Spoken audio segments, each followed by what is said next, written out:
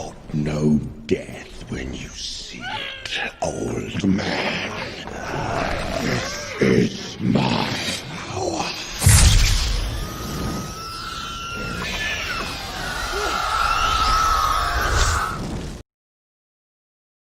Hello, hello, hello, everyone. Welcome to the Sizzle Show / spoiler review of the first two books of The Wheel of Time. I am joined today by by two wonderful first-time readers. Please welcome to the show.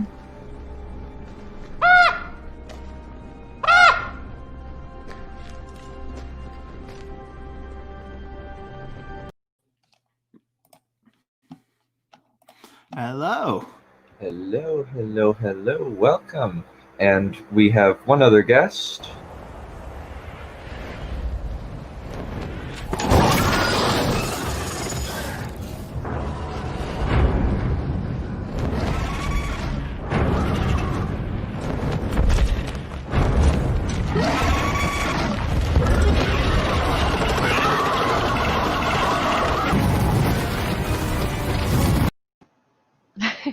Hi guys.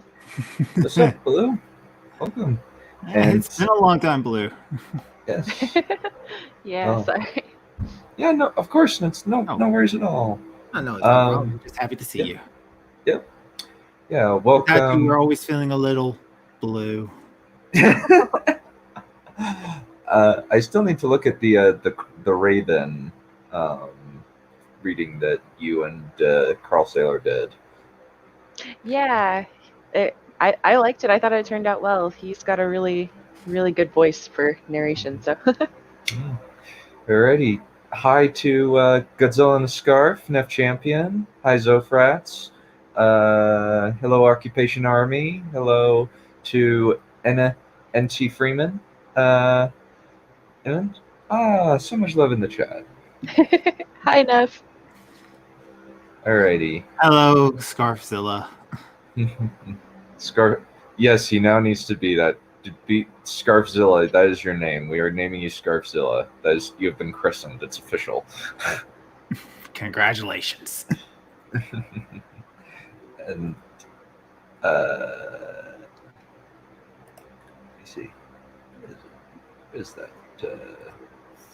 Where is? Oh.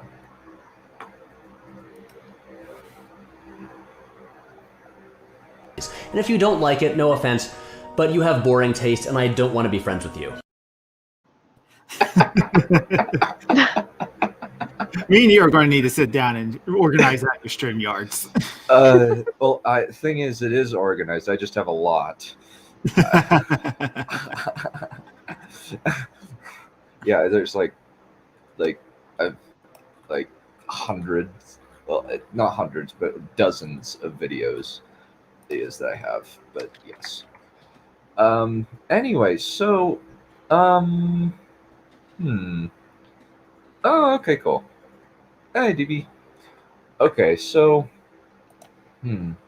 so since we're gonna probably go in like chronological order, I think probably the best way is just kind of like to kind of go through the books chronologically. I know that like Blue has read the New Spring through Great Hunt, and Crow's making his way through New Spring. Yeah, unfortunately, I didn't start with New Spring when I went into that. You honestly, it's actually like you don't necessarily need to do New Spring, because New Spring was actually written long after, was written like after like book 8 or something. Yeah, after I'd already started it, I saw a lot of YouTubers recommending not reading it first, but I was like, well, too late. Oopsie daisy. Yeah, it's totally fine. No worries. I think so. I guess might be good to start like how we originally found the series. I know I recommended it to Crow, and Crow started reading it. And before that, I've heard it on Shadowversity's channel. And when Dunn recommended it to me, it's like, all right, I'll read it already. And so I got the audiobook for Eye of the World, and I loved it. Yeah, you're welcome. I need to get that as a meme. You're welcome. What can I say? Yeah, except you're welcome. welcome. For the tides, the sun, the sky. We're off topic already. Yeah, already. So for me, I found the Wheel of Time. Gosh, like I think when I was like 11 or 12 or something.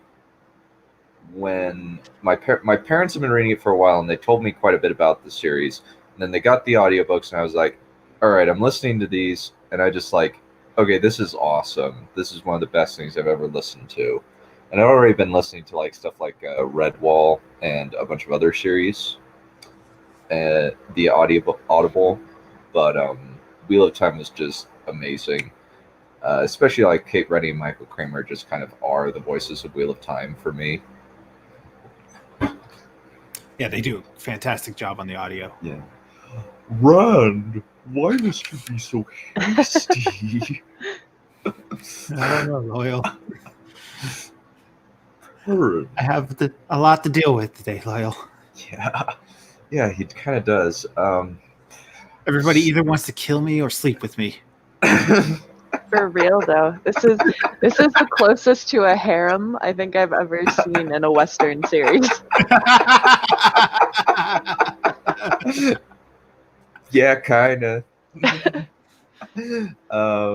So I guess like to start off, let's kind of start off with like the prologue. What did you guys think of like the prologue of the Eye of the World? What was like your like experience reading that for the first time? You So didn't sometimes ask it's Blue how she got into the series. oh sorry, Blue. It was pretty much the same as Crow. I saw that it was one of the channels on your Discord, and I needed something to listen to at work, so I was like, oh, why not? Seemed to have a pretty dedicated fan base, so I figured it had to at least be decent. Yeah.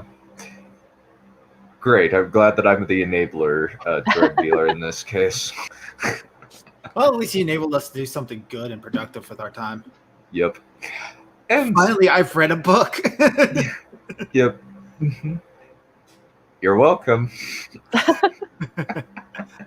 Yeah. So like for you guys, like reading the prologue, where kind of you're just like kind of like in nobody's head, really, and then you're just kind of seeing all this like destruction and stuff, and then there's this guy appears out of nowhere and starts talking about stuff that like you have no context for. Like what was your experience first time reading it? You want to go first, Blue? Sure, because that was the one with the Kinslayer, right? That was that prologue. Yes. Yeah. Yep. So again, I went into that one after having read the like prequel book, so I think it was a little bit easier to kind of center myself in what was going on. At least I had a suspicion, you know. Okay. But yeah, I mean, I guess it was definitely still a little difficult to go, okay, I think he's a past dragon, you know, so it was one of those things where since I had read the prequel, I kind of had an idea that if there was a big showdown between two characters, that it was probably the dragon and the dark one, you know? Mm-hmm. But I didn't know for sure. Okay. Going into it totally blind because I did not read the prequel. So I think it's going to be actually a good thing. We might get two different viewpoints that way. Right. I was totally lost. I kind of caught on to like, okay, this guy is obviously some sort of magic dude, and he went absolutely insane. I don't know why. I'm interested to find out why. And this other guy is probably the big bad of the series, just with how he's talking. And they're like going into like prophecy of reborn heroes and whatnot. And it was really cool once I started figuring out and start putting all the connections together. It's like, oh, oh, so this is probably like the end of this hero's run. He went crazy, and now he's probably about to die and be reborn again. That's kind of a thing. And then a volcano showed up. Very few series can have that where it's just like an apropos of nothing volcano.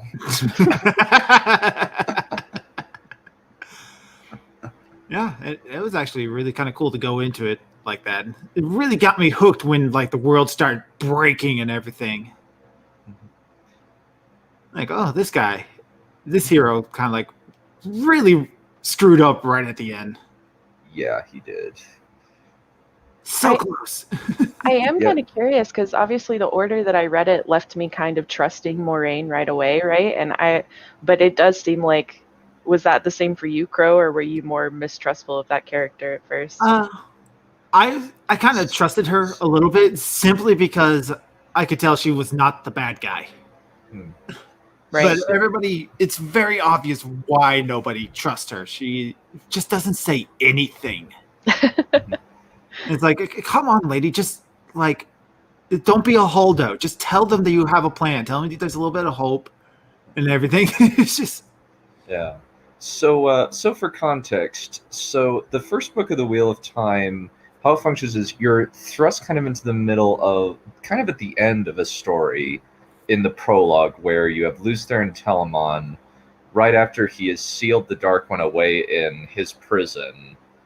But the problem is the Dark One got his one last screw you in there and tainted the male half of the magic so that any guy who uses it will go nuts and will start killing people around him.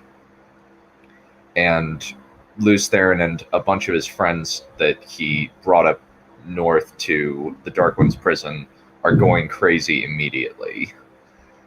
And because they're so enveloped in the light, the one source. Yeah. It's called in the books. Oh, well, it was kind of just more that just like the counterstroke hit them first, and it started hitting them later, and then we have the introduction to our protagonist Randall Thor and his dad and a Black Rider. Yes, this has a lot of similarities with Lord of the Rings, especially in the beginning, where it's Black Rider on the road. Does.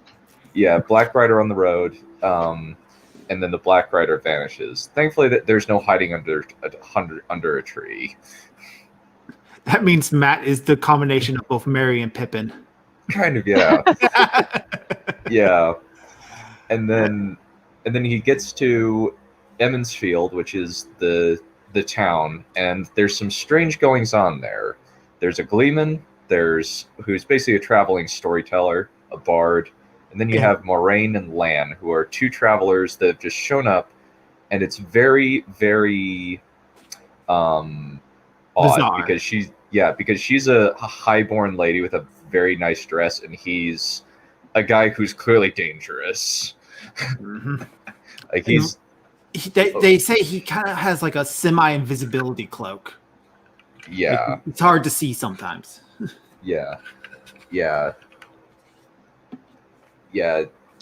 call the warder cloak is kind of a really interesting idea where it's like kind of small and peaceful town in the middle of a yearly celebration. Yeah, it's supposed to be the bring in for spring, I believe, is what it is. I forget what the celebration is called. Beltane. Yeah. Yep. And I think that like right off the bat, like you're like introduced to the weirdness. So it's like you're set up for like everybody's talking about how this is going to be the best Beltane ever because they've got fireworks, a peddler, a gleeman, and two strangers coming in. And we are introduced immediately to all the major characters right away. Yeah, like you got Matt, who's kind of a trickster. You're immediately introduced, like, he's like, hey, I got a badger. You want to let loose in the villager? I have it in a bag. We're going to let it loose on the girls when they're doing their dance. It's like with that one line, Matt became my favorite character. He's like, oh, I'm going to love you. Yeah. You also have Tom's first introduction where I don't have. I think I have like his introduction memorized. He's like, I'm coming out here in the middle of the rain, and after some crazy ferryman, and is staring at me. He is a, if I'm staring at me, and then I get here, and then in the middle of the night, and the innkeeper ushers me in, muttering about the expense, and he didn't even tell me that he was the mayor. And then when I come down, I see a bunch of men staring at me as if I'm his least favorite brother-in-law looking to borrow money. He walked in on a town meeting. I love it. And then he starts doing all his little tricks and stuff. And in that moment, Tom became my favorite character. You're going to start noticing a running pattern here soon. Yeah. Everyone is Crow's favorite. Yeah. I love them all. They're all so charismatic, and everybody's got a lot of depth except for Moraine and Land. But we're going to get into that in just a moment, I think. Mm-hmm. So what was your experience kind of like with this opening, like the Emmons Field opening, Blue? Probably not gonna be a super popular opinion, but I honestly felt like it was kind of slow. Like, it was nice in the character building aspects, but it was also, I don't know. Again, maybe just because coming from reading the prequel first, I was like, okay, I already know what the stakes are, and I'm really, really excited to see it start developing that, you know? Mm. That's actually a very good. That's actually a very interesting perspective, because I think that that's actually a good summation of Robert Jordan's work, where a lot of it is kind of slower paced than a lot of like fancy, like say Mistborn or First Law, or even something like Redwall, where it kind of like throws you in immediately. Kind of Robert Jordan takes a little bit of time to build up stuff. Right, Yeah. and I didn't mind it at all once the main three knew what the tension was. I think it was just before that it was like I said, for someone coming from the last book who already knows what the danger is, having the main cast not know was frustratingly slow sometimes. Going into Blind, I figured it slow as well. It's kind of like this is taking a little bit to go through. I mean, like the opening is like almost like 5 chapters long. Yeah. By this point, you would think that they would already like know their stakes and start trying to get on their adventure, but no, that doesn't happen until almost 10 chapters into this book. It takes a long time for anything to happen in this book, but the pace is fine for what it is. It's not a lot of action. It's not a lot of big battle stuff. But when that stuff happens, it's epic. It's always epic. And the nice thing is there aren't really any battles that we see. We mostly just see small character conflicts or small group conflicts. Mm-hmm. Yeah. So by this point in the story, we're introduced to Rand, Matt, and Perrin, the 3 main characters of the story. Mm-hmm. We're introduced to Nynaeve, who is the wisdom of Emmons Field, and she's kind of like a medicine lady, essentially. Their town's healer and leader of what's called the Women's Council. Yeah, the Women's Circle, yeah. Circle, yeah. The Women's Circle, yeah. Yep. And then we meet Egwene, who is the moment that her name got brought up as like your love interest. All right. One of many. many for Rand. Yeah. I really like Egwene too. She's really sassy. Yeah. I love Egwene. Like, and she's not like, she's pretty vulnerable too. Like she, like I think like at one point she like breaks down and asks Rand, "Hey, promise me that we're gonna go home." Yeah. Even though she wants to get out, she still has that vulnerability about her. Oh yeah. We're also introduced to Tom Merlin, who's our Glee man. And then he's very much very Merlin-esque in some ways. Without the magic. Yeah, without the magic. Yeah. And then we also got Tan, who is Rand's father, who's kind of like my favorite side character.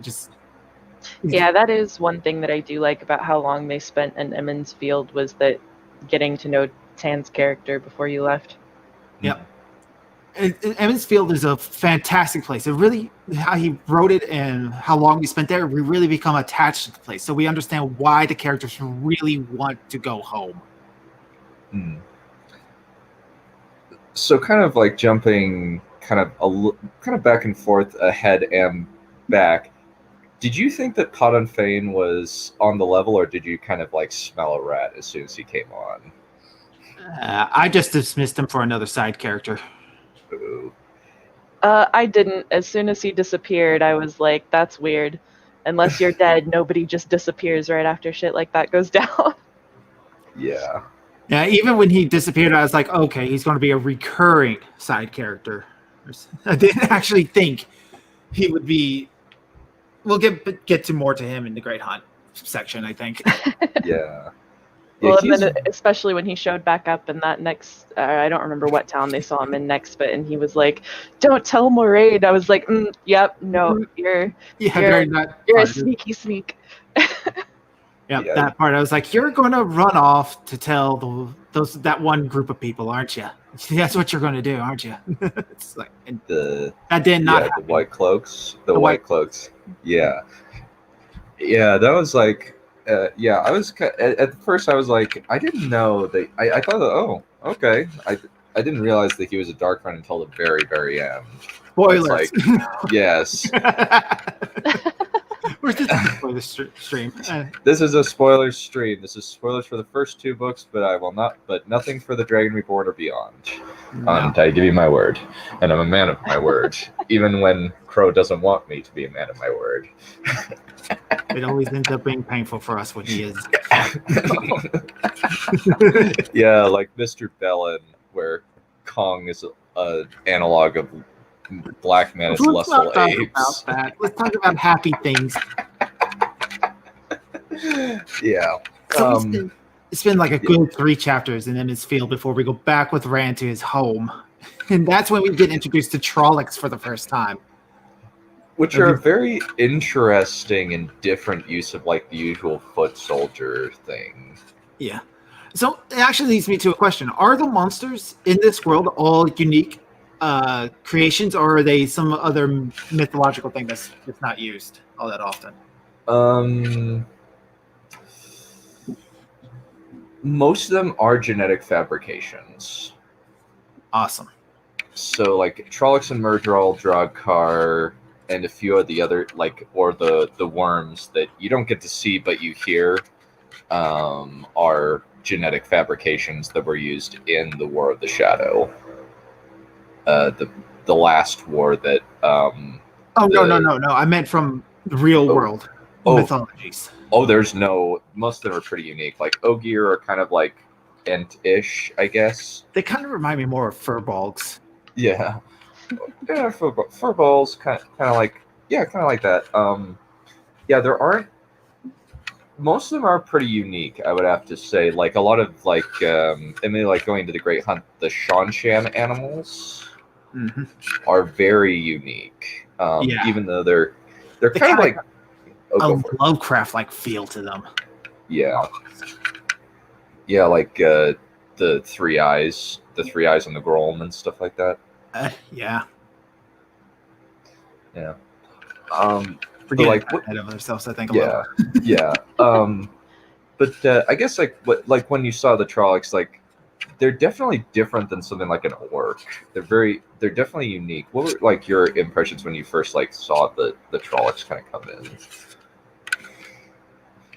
Since I was surprised when I knew that they were coming since my parents had told me like several years ago about the fact that Tam and Rand got attacked in their farmstead, but I didn't realize that the Trollocs looked like that.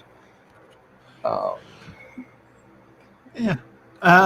Well, at first I kind of like had that generic orc like picture, except kind of like maybe like lanky and skinny and kind of taller than muscular. Mm-hmm. But as like we start to introduce more and more of them, and I start like picking up, they're like all these weird animals like put together with goat hooves and bird heads and sometimes pig heads and like normal human feet and stuff. It's like, these are some nasty creatures, aren't they? And they eat people. They eat people and they kill for fun. I love it. They make a wonderful fodder for evil foot soldiers. Mhm. Yeah, see, in that way, I don't know. To me, they did feel very orc-like. I mean, obviously with the visual cues being different, but yeah, I guess I don't know. Oh. Like you were saying, just the fact that they eat people, the killing for fun, the whole foot soldier type thing, like it all felt Mhm. like where orcs generally go in a fantasy setting, you know? Yeah. But they kind of fit the role they need to. They're just Right. meant to be the foot soldier for the bad guys. Yeah. And not really much else. Yeah. Then you have Maybe the there's more in Murdraw. later books. The fades. Yes.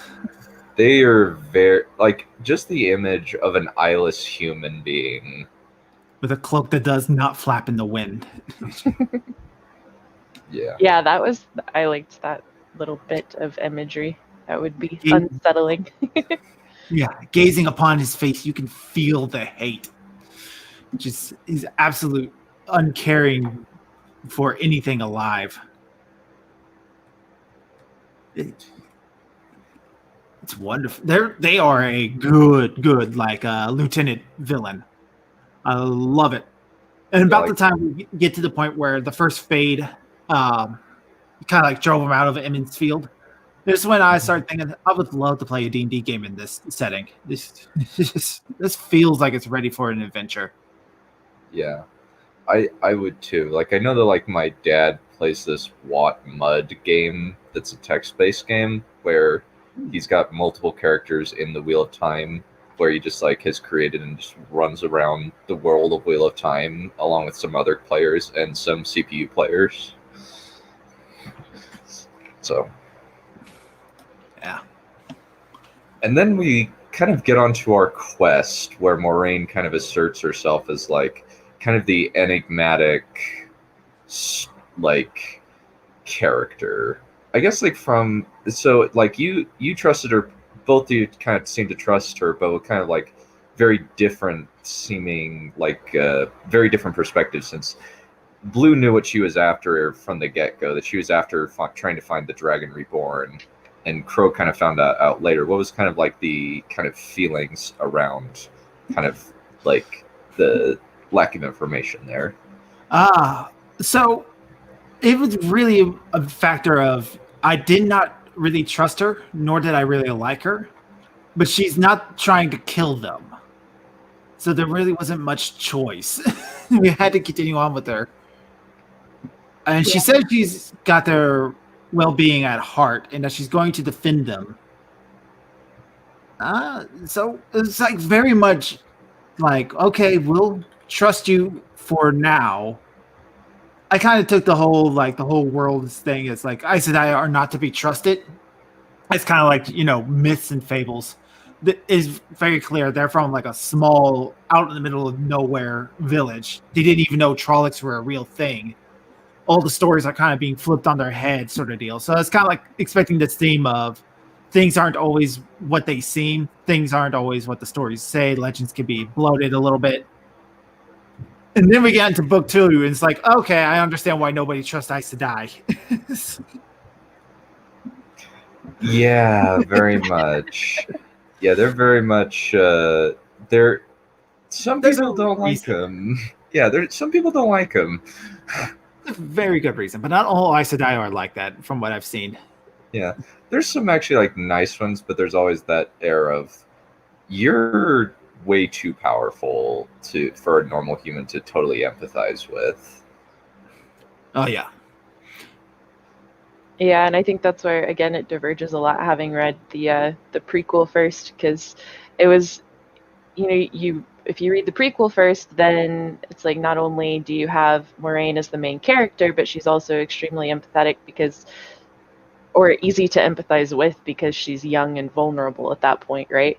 So it's like not only do I know that she has their best intentions at heart, even if it's for a more over, save the world type reason and not so much for their benefit in particular, but I've seen her as that younger girl who does care, Oh, So it definitely gave a very different feel to the beginning, which is interesting because I think in a way it almost takes you out of the perspective of the Emmons Fielders a little bit, because obviously you're supposed to be mostly empathizing with Rand at that point, and but knowing more than he does, it makes that a little bit more difficult.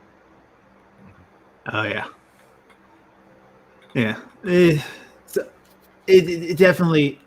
I don't like distrust Moraine. Out of all the Aes Sedai, she's the only one I actually do trust in the fullity at this point. It's like, okay, Moraine's the only one who actually has everybody's best interest at heart, even though those interests kind of suck just because of the situation our characters find themselves in. Yeah. And I think it is interesting because I found myself getting aggravated with Rand a lot, which I don't think I would have if I hadn't read the prequel first. Let's actually talk about Rand as a character, because usually the chosen one trope is not very good, but I think that this like does a good job with it. So like, what were like kind of you were kind of aggravated with Rand, since like you knew like Rand, she's got your best interests in mind. You don't have to distrust her. And Crow, like, what was your like perspective on like Rand's distrust of Aes Sedai? Like, were you kind of more with him with that, or how was yours? I was not with him until I learned what gentling was. Yeah, that part's creepy. Yeah, especially when Tom's specific story comes up, and it's like, okay, yeah, I'm totally with Rand 100% all the way through the end of this now. Well, and they never out and out say exactly what gentling is. I think you're just supposed to kind of guess. Yes. Well, they do say that gentling is when they take a male person who can connect with the light and cut off his ability to do so for his own safety. But it drives them to depression to the point of suicide. And it's like, oh man, that sucks. I don't know which one's worse. It's like, that's so awful for that person. They have to go through that. But if they don't, they're going to go mad and kill a lot of people. So there is no good win in this situation. It's ultimately a need of the many deal. It sucks. Yeah, there's very much. So, like, in terms of like his journey throughout like book one, what kind of were like your thoughts on like Rand's like arc through the first book as kind of just a person, a young man who kind of just doesn't know what he's doing, and he's trying to figure things out? What was like your what was the reaction from you guys? I really love the friendship between him, Matt, and Perrin and Egwene. That group of friends is really well done. They have a lot of character in between them all. And it's interesting to see Rand kind of like start to take the steps to being a natural leader that he's destined to become. I also like how the book doesn't really make it clear that Rand is the chosen one till almost the end. Because the Fades and the Trollocs are after all three of them, simply because of when they're born. Mm-hmm. And we start getting hints that both Matt and Perrin kind of have their own things going on with them as well. So there was more confusion to be had within it. Yeah, they kind of threw in that red herring with Matt being descended from the king of I forget the name of where they're from, but Manetheren. Thank you. Yeah. You have an encyclopedia right here. And then of course pairing it with his ability to speak with wolves. Right. Yeah. That's one of the cooler ideas that I saw kind of introduced in this particular book is Perrin as a wolf brother. Like, you don't really see much of that. Like, you see that more kind of like, it's more like common now that Game of Thrones has kind of popularized the idea of like wolf bargs and stuff like that. Mm-hmm. But this was kind of like pre Game of Thrones, and you don't see this a lot in modern fantasy anymore, sadly. The idea is speaking with animals on a level like this. You do in paranormal romance, but That's a Let's different not talk about paranormal romance.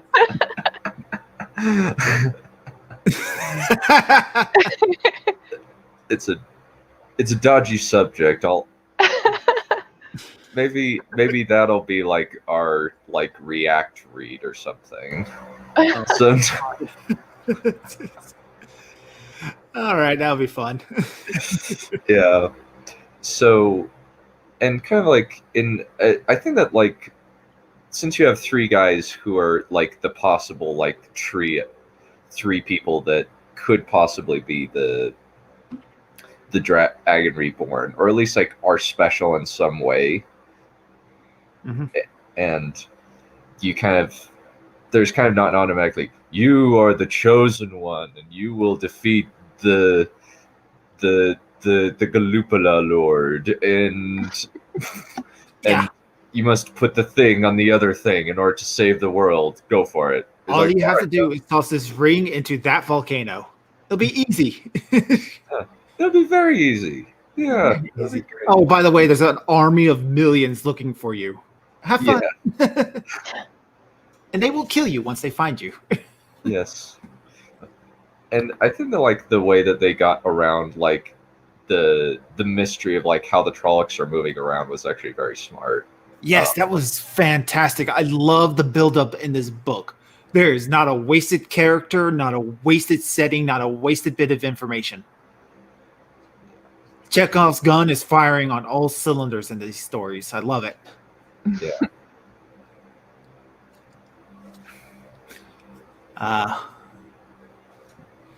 But I love the Chosen One in this story. They do something actually good with it to have that the reluctant Chosen One trope. Being the Chosen One sucks in this story. You are doomed to die, essentially. Mm-hmm. And that is a wonderful way to make it reluctant, because in every other Chosen One story, sort of, it's like always like, I'll be a great hero, have armies, be king, have all the women after me and all that. And while Rand has that last one, absolutely. He's like, no, I am the most hated man ever. He's also awkward with women. I love it.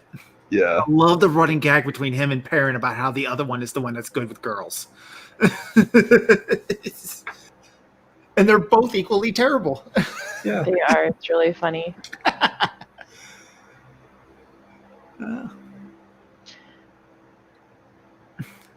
Yeah, no, I mean, I feel like I see the reluctant Chosen One trope a decent amount, but I do think it's that, at least for the beginning, it's not just that he's reluctant because of the responsibility, it's that he expects, like you said, to be the most hated person in the world.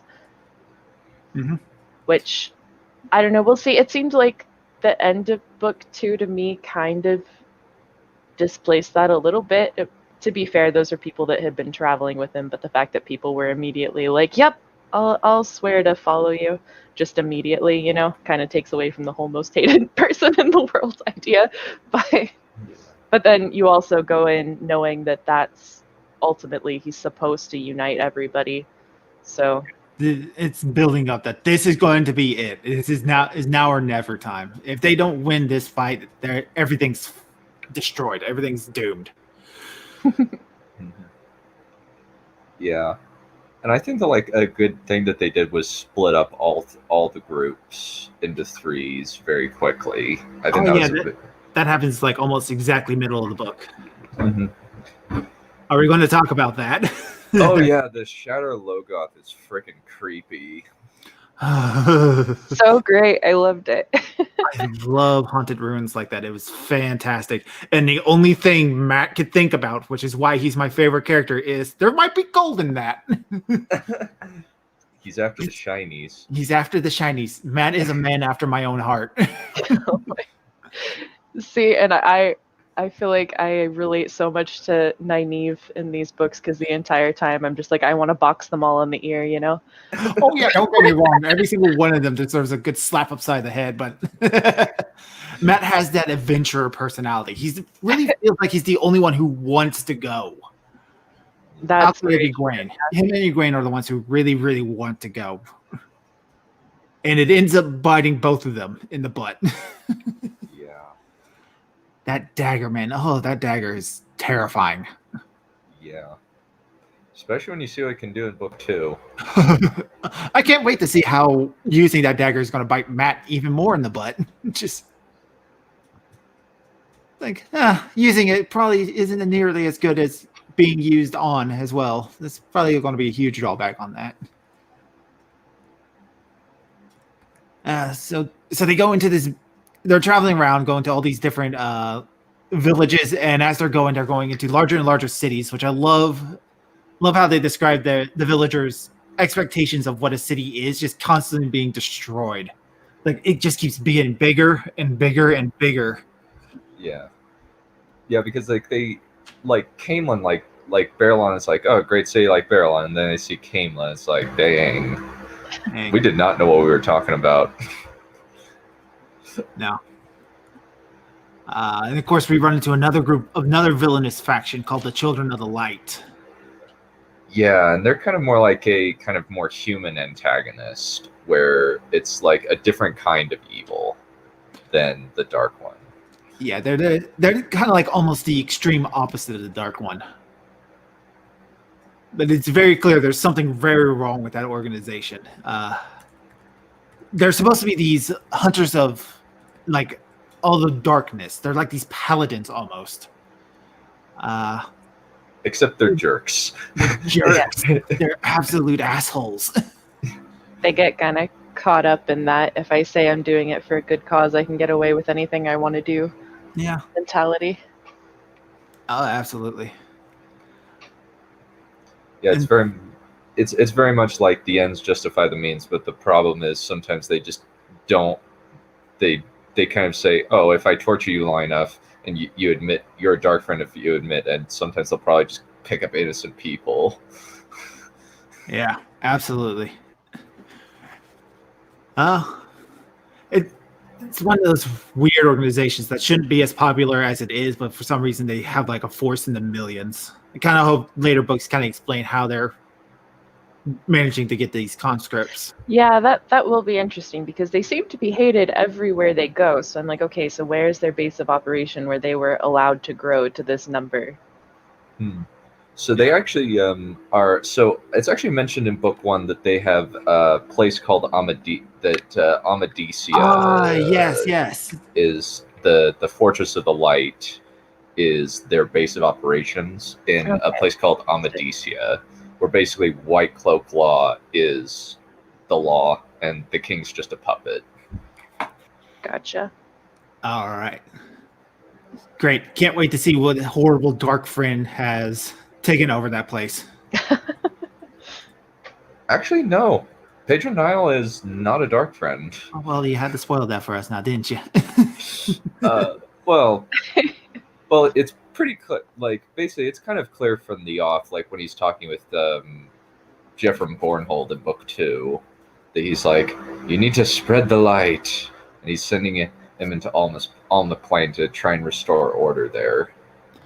Yeah, but they go all over the place. I mean, there was a character at the end of book 2 that was a dark friend that I did not expect. Mm-hmm. Oh, yes, we'll get to him. I know exactly who you're talking about. His name starts with I. Uh-huh.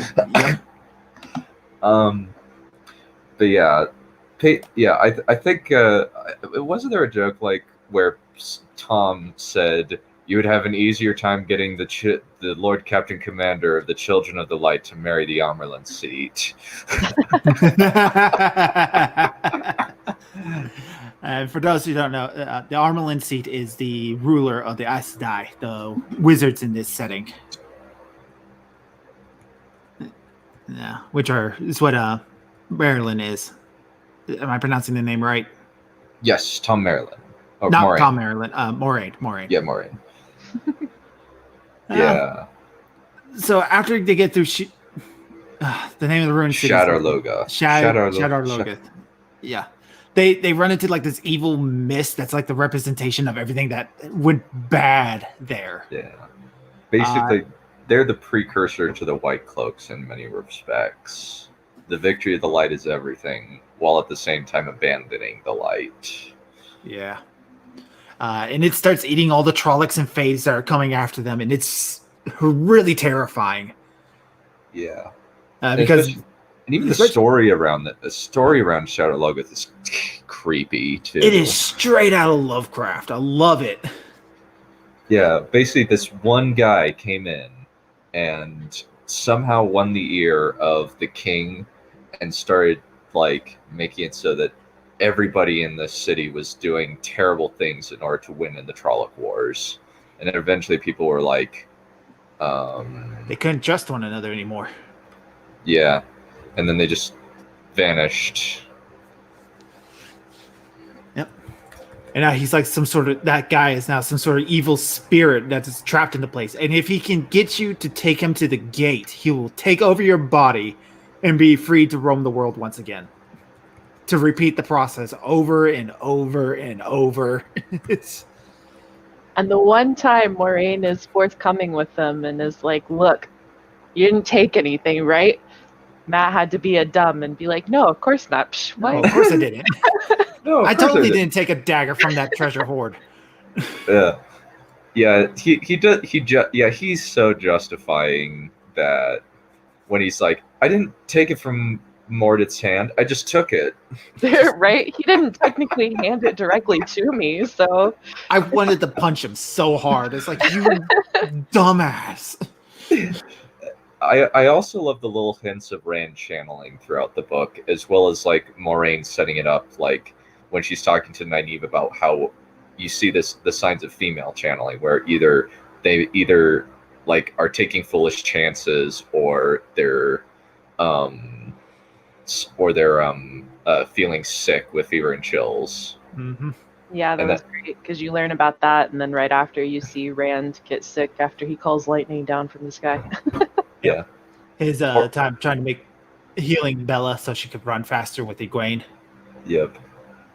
Little things like that is wonderful. His insane luck is actually him channeling. I love it. Yeah, his overly cocky interaction with the Children of the Light. Yeah. or when he when he like throws himself off the crow's nest. Oh my god. It's like when he looks up, he's like, "Oh dang, I did that." Yeah. It's like Tom's like, "Well, you can make a good can make a good living as a tumbler." He's like, yeah, he's laughing and having a good time. It's like, what in the world is going on with Rand? What is happening? and it's all explained at the end, which is great. It's all explained. Yeah.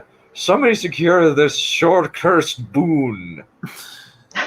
Where do you be, Gelb? Oh, Bale Doman, so quotable. Especially when you're listening to Michael Kramer read him. Oh, he does such a wonderful pirate voice. I love it. Yeah. This in league with my aged grandmother. Everything that comes out of Bale Doman's mouth is wonderful. Mm-hmm. And he became my favorite character.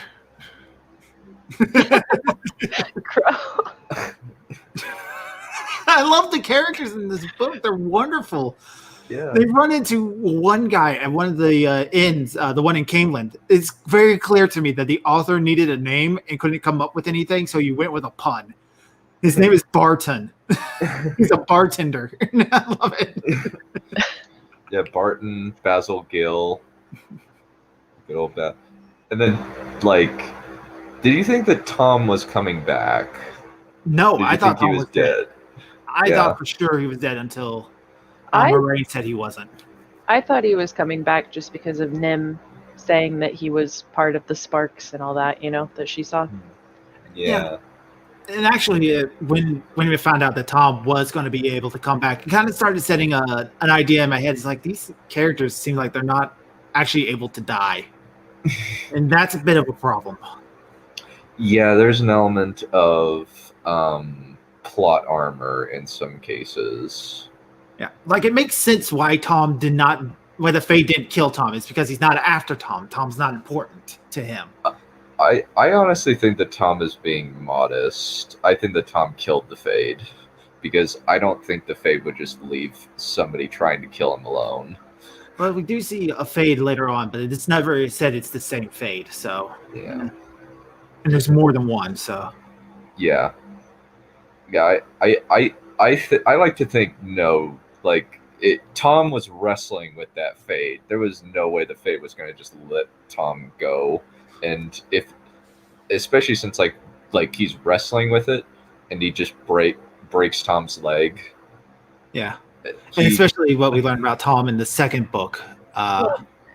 Set like half the town on fire too. So Yeah. Yeah. Tom is clearly a very capable fighter. Yeah. Yeah. And like, also, like, if you notice some of his dagger, like what he says is his best knives are actually made with the power like land sword. Mm-hmm.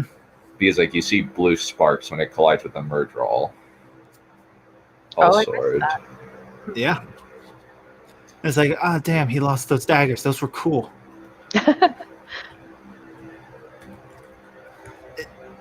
So at this point in the story, we got Matt and Rand. They're traveling by road to Camelin. Not from Camelin to what's the name of the capital again? Camelin? Camelin. So I was right. It is Camelin. Yeah. Very Nynaeve- Camelot-esque. Very Camelot-esque. Yes. Nynaeve has met up with Moraine and Lan, who at about this point in the story is like, how come we don't really know all that much about these two characters? They're like, they have no personality, which I've learned is done all in New Spring. So, Well, but again, that was written way afterwards, so yeah. it was supposed to be that way, which honestly would make Lan's crush on Nynaeve. Nynaeve make a lot more sense. Yeah, the Because first that literally just comes out of little the bit of his personality. Yeah, not out of you. that would come that would come out of nowhere if you hadn't. Well, and even knowing his character previously, it still felt a little out of nowhere. Not gonna lie. Especially yes, it is. Yeah. Especially on the end of Nynaeve. It's like, wait a minute, why is she falling for this guy? She hates him. And then we got Perion traveling with Egwene because they all got separated in that city. Yep. And I love that the first thing Perion does is get them lost. Yeah.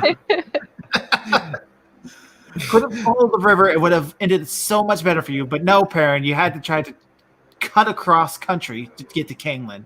He's like, I saw a map once. I'm sure I can do this. You're supposed to be the smart one, the slow thinker. Why? No, he usually is. Yeah. He's the most level-headed in every other situation, and then this one time, he's just like, why But not? it makes sense why he comes to the conclusion he does. He's like, if we follow the river, they're just going to find us. They're going to follow down the river to the nearest source because they know we're going there. So we have to try to cut this way to try to lose them. And he does. He gets lost.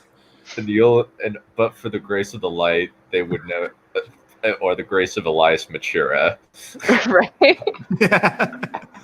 And he just bursts out laughing when they tell him that he's going to Camelin. He's like, "You're going in the opposite direction of Camelin." You're going to miss it by miles. Like, Well, I mean, like, we're looking to see if we can find a village first. There's no villages out here, dude. And then we get to learn about all the wolves. I love it. yeah, I love the way the wolves speak. It's like this is like the most longest run-on sentence that goes on and on and on. yeah, and like, They or communicate like, by scent and sight, not by words. yeah, it's like the she's who sniff, who touch who touch the wind and throw fire as their name for Aes Sedai. Yeah. Oh. Or weird, or like two-footed hard-footed forelegs for horses, stuff like that. Yeah. And we get to learn the name of all the wolves and stuff, like Hopper and I can't remember any of the other ones' names off the top of my head, sadly. Dapple, Burn. Burn. Yeah. And Wind, I think, or some of them. And I made the mistake of when I heard Hopper, it's like, I'm going to love you the most, probably. You sound like you have a fun name. Yeah. Aw. And in that moment, Hopper became my favorite character.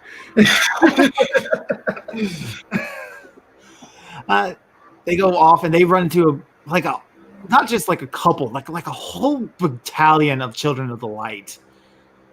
There's also the Tinkers. Oh yeah, Yes. the Tinkers, but I loved, and it made me adore Perion so much. He was so adorable with the little dancing thing and all of his blushing. I was like, I would have all been the making girls fun trying of to him. get with Perrin because he's big and he's strong. Freaking He's a cute. blacksmith. Which I love the dynamic that he's a blacksmith, but he can talk with wolves. Yeah. He's literally trapped between two different worlds. Yeah. And also, like, it's not even like the like I don't even think that the girls are trying to get with him. They're just kind of doing it, and then they're like, just, and then it's just like they do it over and over because it makes him blush, and they find Yeah. it funny. They're just teasing him to get the reaction because it's adorable. Yeah. And I like, wish Rand was here. Rand's good with girls. yeah. No, he's not. And then Elias makes him. It's what I think he says something along the lines of, "Yeah, they probably wouldn't be doing it as much if you weren't here," which I'm all right with because it takes Yeah. more than fire to warm my bones. Elias is such a wonderfully dirty old man. And then we of course also see Egwene. Basically, Egwene's the type of girl who could be convinced on almost anything, despite she thinks she's so stubborn.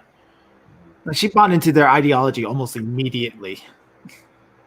But then we actually see that their I think ideology the pretty has face value. She had a guy hitting on her that had that ideology, which I think always makes things more Oh, you're convincing. talking with that one girl about Egwene. She was teaching me how to be a woman. Oh.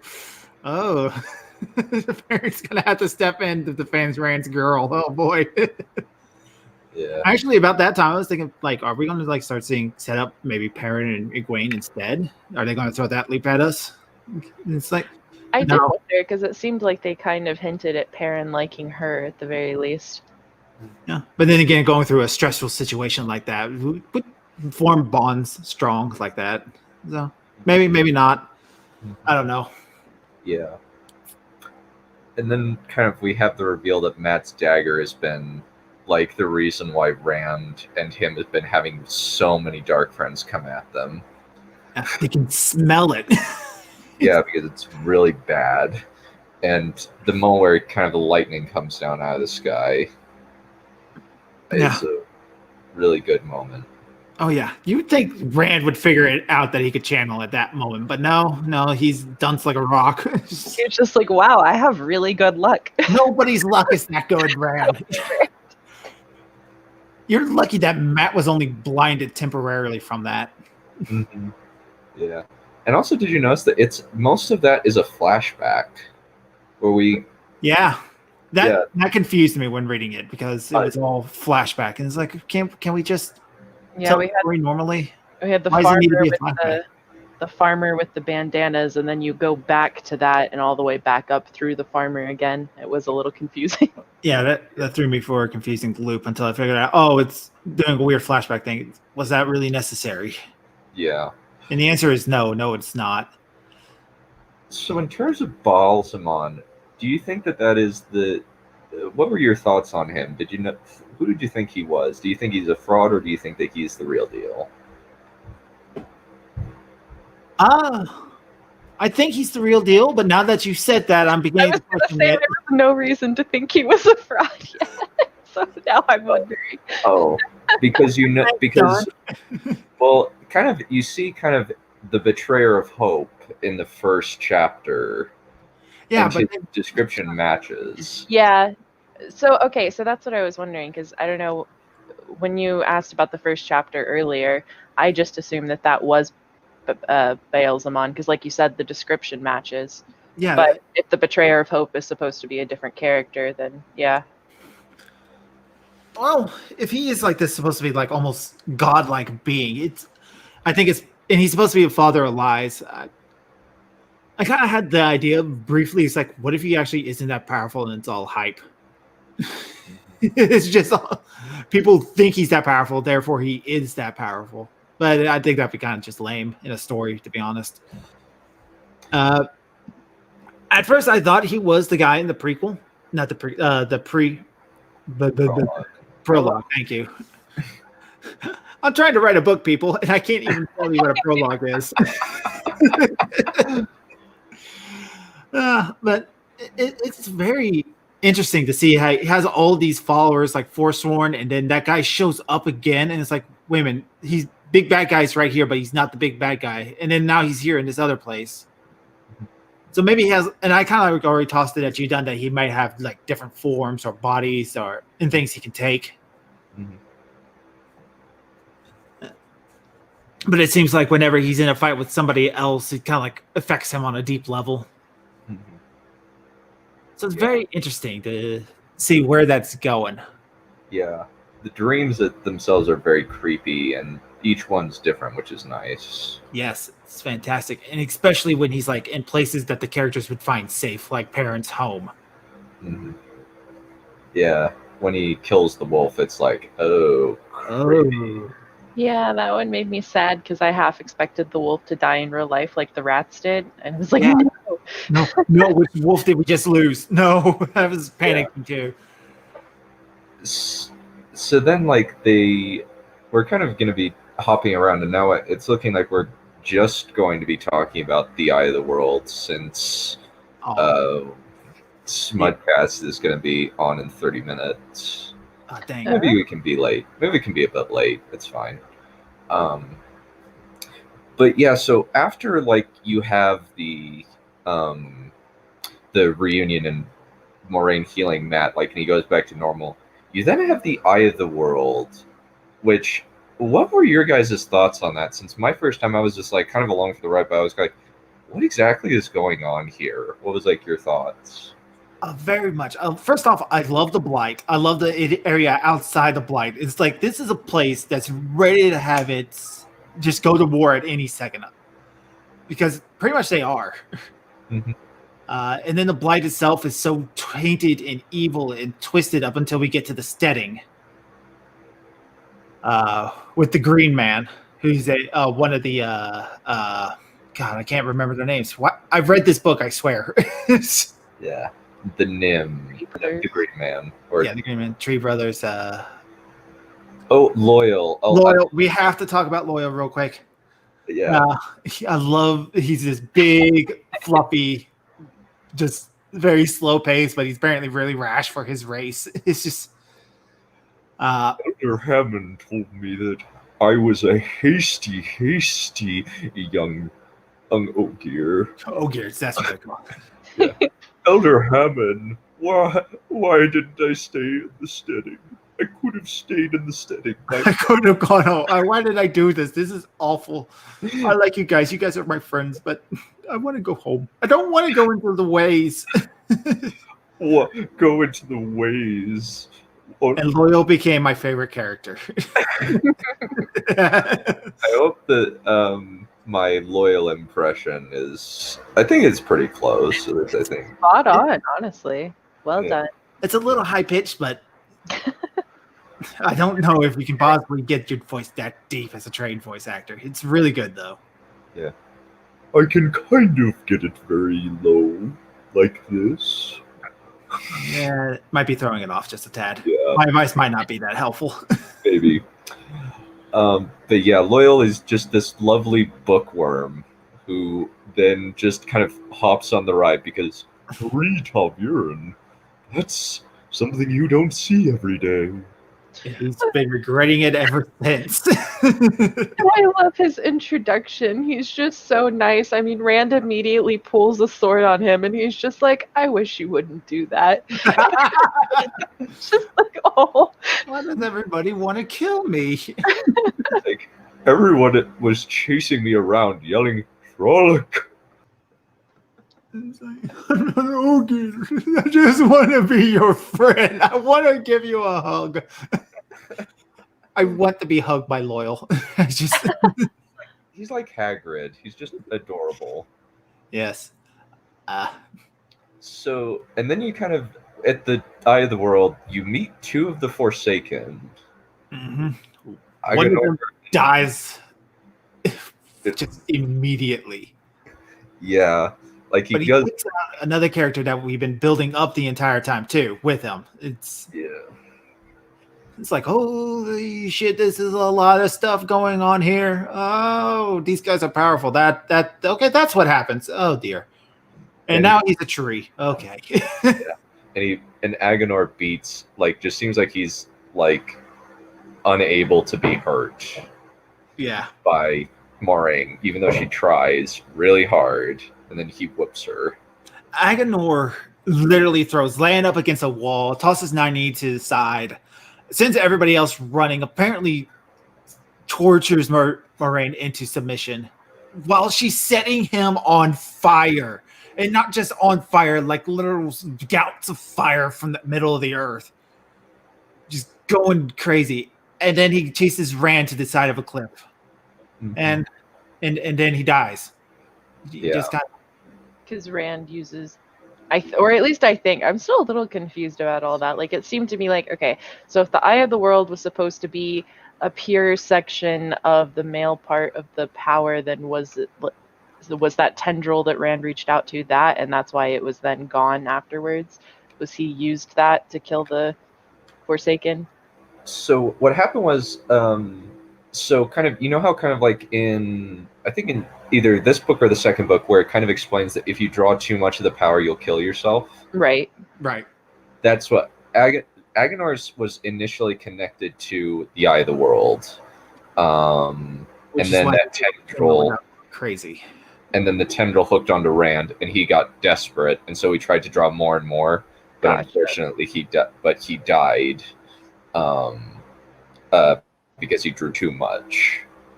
Okay. And then and Rand, in his confusion, not knowing what's going on, started teleporting all over the place around the world. Ended up in that big battle that's happening outside the Blight. Decimated half an army. That was so great. I'm just trying to imagine what it would be like for it, because some of them did see that there was a guy doing it, so yeah, had to have been so confusing. What in the world is going on? And then he climbs up a staircase that appeared out of nowhere. It's just like, okay. Yep. That one's revealed in book 4. That one's explained in book 4. All right. So. And then you have Bahalzamon in the chest with a sword of light. And we actually see the tendril for Bahalzamon, which is black, which leads me to believe that he's channeling from something other than the one source. That is Rapho. Read and find out. Yep. I can't wait. Yeah. And then finding one of the seals already broken was interesting too. I didn't expect that. No. I was actually expecting big seals in the actual physical location, but it makes a lot more sense that it's metaphorical Heartstone magic stuff. Kind of wish they explained the Heartstone a little bit sooner, though. Yes, I think that is something like Quendiar is kind of is not necessarily automatically one power. It's actually just, it actually used to be just, there's Quendiar pottery that's all over the place. That is indestructible, even with the one power. These three, the seals were just pieces of focus points for the Dark One's prison that were created. Yep. And there was one hidden in the Eye of the World. Along with 2 other very important artifacts. Yeah, the dragon's banner, which Perrin almost drops. It's holy crap. I don't want to be touching that. Yeah, I don't want to be touching that. And the Horn of Valier. Yes. Yeah. Which was being built up the entire book as this artifact that you have to go on a hunt for to find. And they found it in this unlikely place. And it's the entire focal point of the second book. Yeah, the interesting thing is, like, they set up two simultaneous quests that are linked together. The Eye of the World, that young men in the Borderlands try to go find.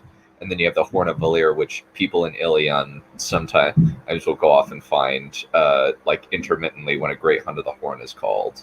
And nobody ever thought that they might be one and the same, Yeah. which is kind of an interesting setup. Yep. And then we get into book 2, The Great Hunt. And automatically, Balzaman's back. Immediately. He's very heavily wounded, very badly hurt, and he's gathering up all his followers and like, okay, we got some shit to do. Yeah, kid gloves are off. Yeah, this is going to be a little bit harder than I thought it was. All right, so he's got like this army of all of his dark friends.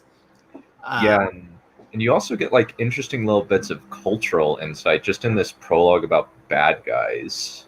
Yeah, it's so cool to see from this perspective of this one guy who's trying to keep hidden. As he's like looking at everybody else, and he's like, okay, these people are stupid for not trying to hide their own clothing, because he's able to pick out where they're from, what they are, genders, all Which walks of life. Which is kind of funny because at the end, the only hint you get as to who he is his actual clothing. Yeah. Yeah, it's like, It terrifies you. yeah, because he's a white cloak. Right. Which is why I believe the white cloaks are deeply infected with dark. Not only a white cloak, but an or what are they called? The questioner. Yeah, the hand of the light that seeks out truth. Yeah. And we also learned during that segment that there are Aes Sedai working for the Dark One. Yep. And then we get back to the Borderlands, to that one fortress. Rand is learning how to use his sword, finally.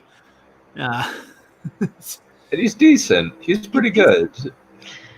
Partially because he's being trained by Lan, who, like, Agomar sets up as when you learn about that Lan is basically an Aragorn type, which is kind of interesting that he was much needed character. We needed that so badly for Lan. Yeah, where he is like an exiled king that has become a warder because he believes that this is the best way to fight the shadow. Mm-hmm. And then also just go for it. Yeah, just that I feel like he got a lot of character development, and the fact that he helped Rand at all, because I don't know, to me it was kind of implied even before Moraine said it that he was going a little bit rogue on that one. Yeah, and it's starting to kind of like really fill up a slot that Lan's kind of like almost like a surrogate father to the boys at this point. Mm-hmm. He's like their uncle now. Yeah. Because he's helping out Rand and all these things. He did try to teach Matt and Perrin how to channel how to get the void, the flame in the void. Yeah, as well as Tam did. Yeah. Well, Tam taught Rand. Yeah. Which I hope they go more into what Tam actually is, like how big of a character he is. Because he's got the Heron Mark blade, which is a mark for a master swordsman. And I want to know how he got that. I want to hear that story. You do get to hear a little bit about him. In terms of more. Yeah, they talked about him fighting in the wars and rising up the ranks and stuff. But yeah, he was like the second to the 100 in the companion cavalry of Ilion. Yeah, I imagine he's going to be great. Yeah, I imagine makes it so great that he was just like, I'm going to take my wife and this baby and go live a peaceful life as a shepherd. Like, I love that character. Aww. So cute. Just wanted to have a peaceful little family life. Yeah. After everything when Tam's going through a fever dream early in the first book, he's kind of like hearing all the war flashbacks he's going through. It's like, oh no. Oh, Tam. No. Right. Yeah. And you find out, little child swaddled, and that's set up for the giant bombshell. You are the dragon reborn. Yeah. Deal with it. Deal with it. Yeah. And like Swan Sanche and Moraine Sedai. That was a very I was surprised the first time when like it seems like they're very cold and like they're the best buddies. It's when they're in private.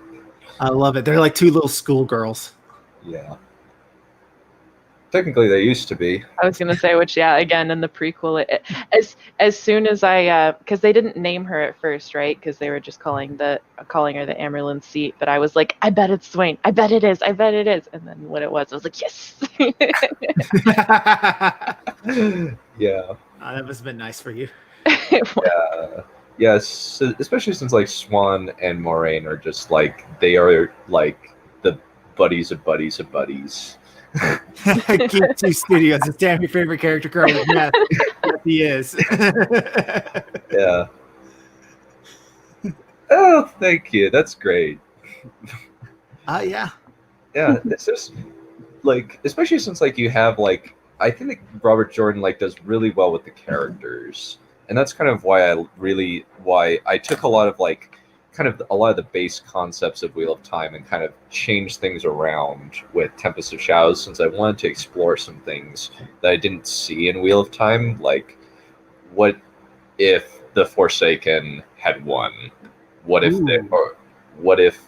like half of the known world was controlled by one country per Forsaken? Was kind of the idea that I was thinking openly, and they have like eugenics programs to try and breed more channelers, because since they're immortal, they can afford to play the long game. Absolutely. Yeah. Especially since like eugenics is just a creepy idea, or it's just like using people as human livestock, which I believe one of the books later on go into, and it's disturbing when it happens. Mm-hmm. Yeah, I know I already did it with Lost Legion, where that's the intent, and of the prison. Yeah. I'm a one-trick pony in some ways, but I very much more developed the idea of the breeding pits in this second book, because I actually get into the head of somebody who is in there, and just how like dehumanizing it feels to be in there. But enough about me. Let's get back to Wheel of Time. So the first thing about the Great Hunt that I really, really like is that it kind of flips the entirety of the Eye of the World is kind of a chase. The bad guys are chasing the good guys. And this one is the good guys chasing the bad guys. And that was much needed break of that tension. There's like, yeah, there's still stakes that are incredibly high, but it's so nice to not have that impressive, like you're never safe feeling.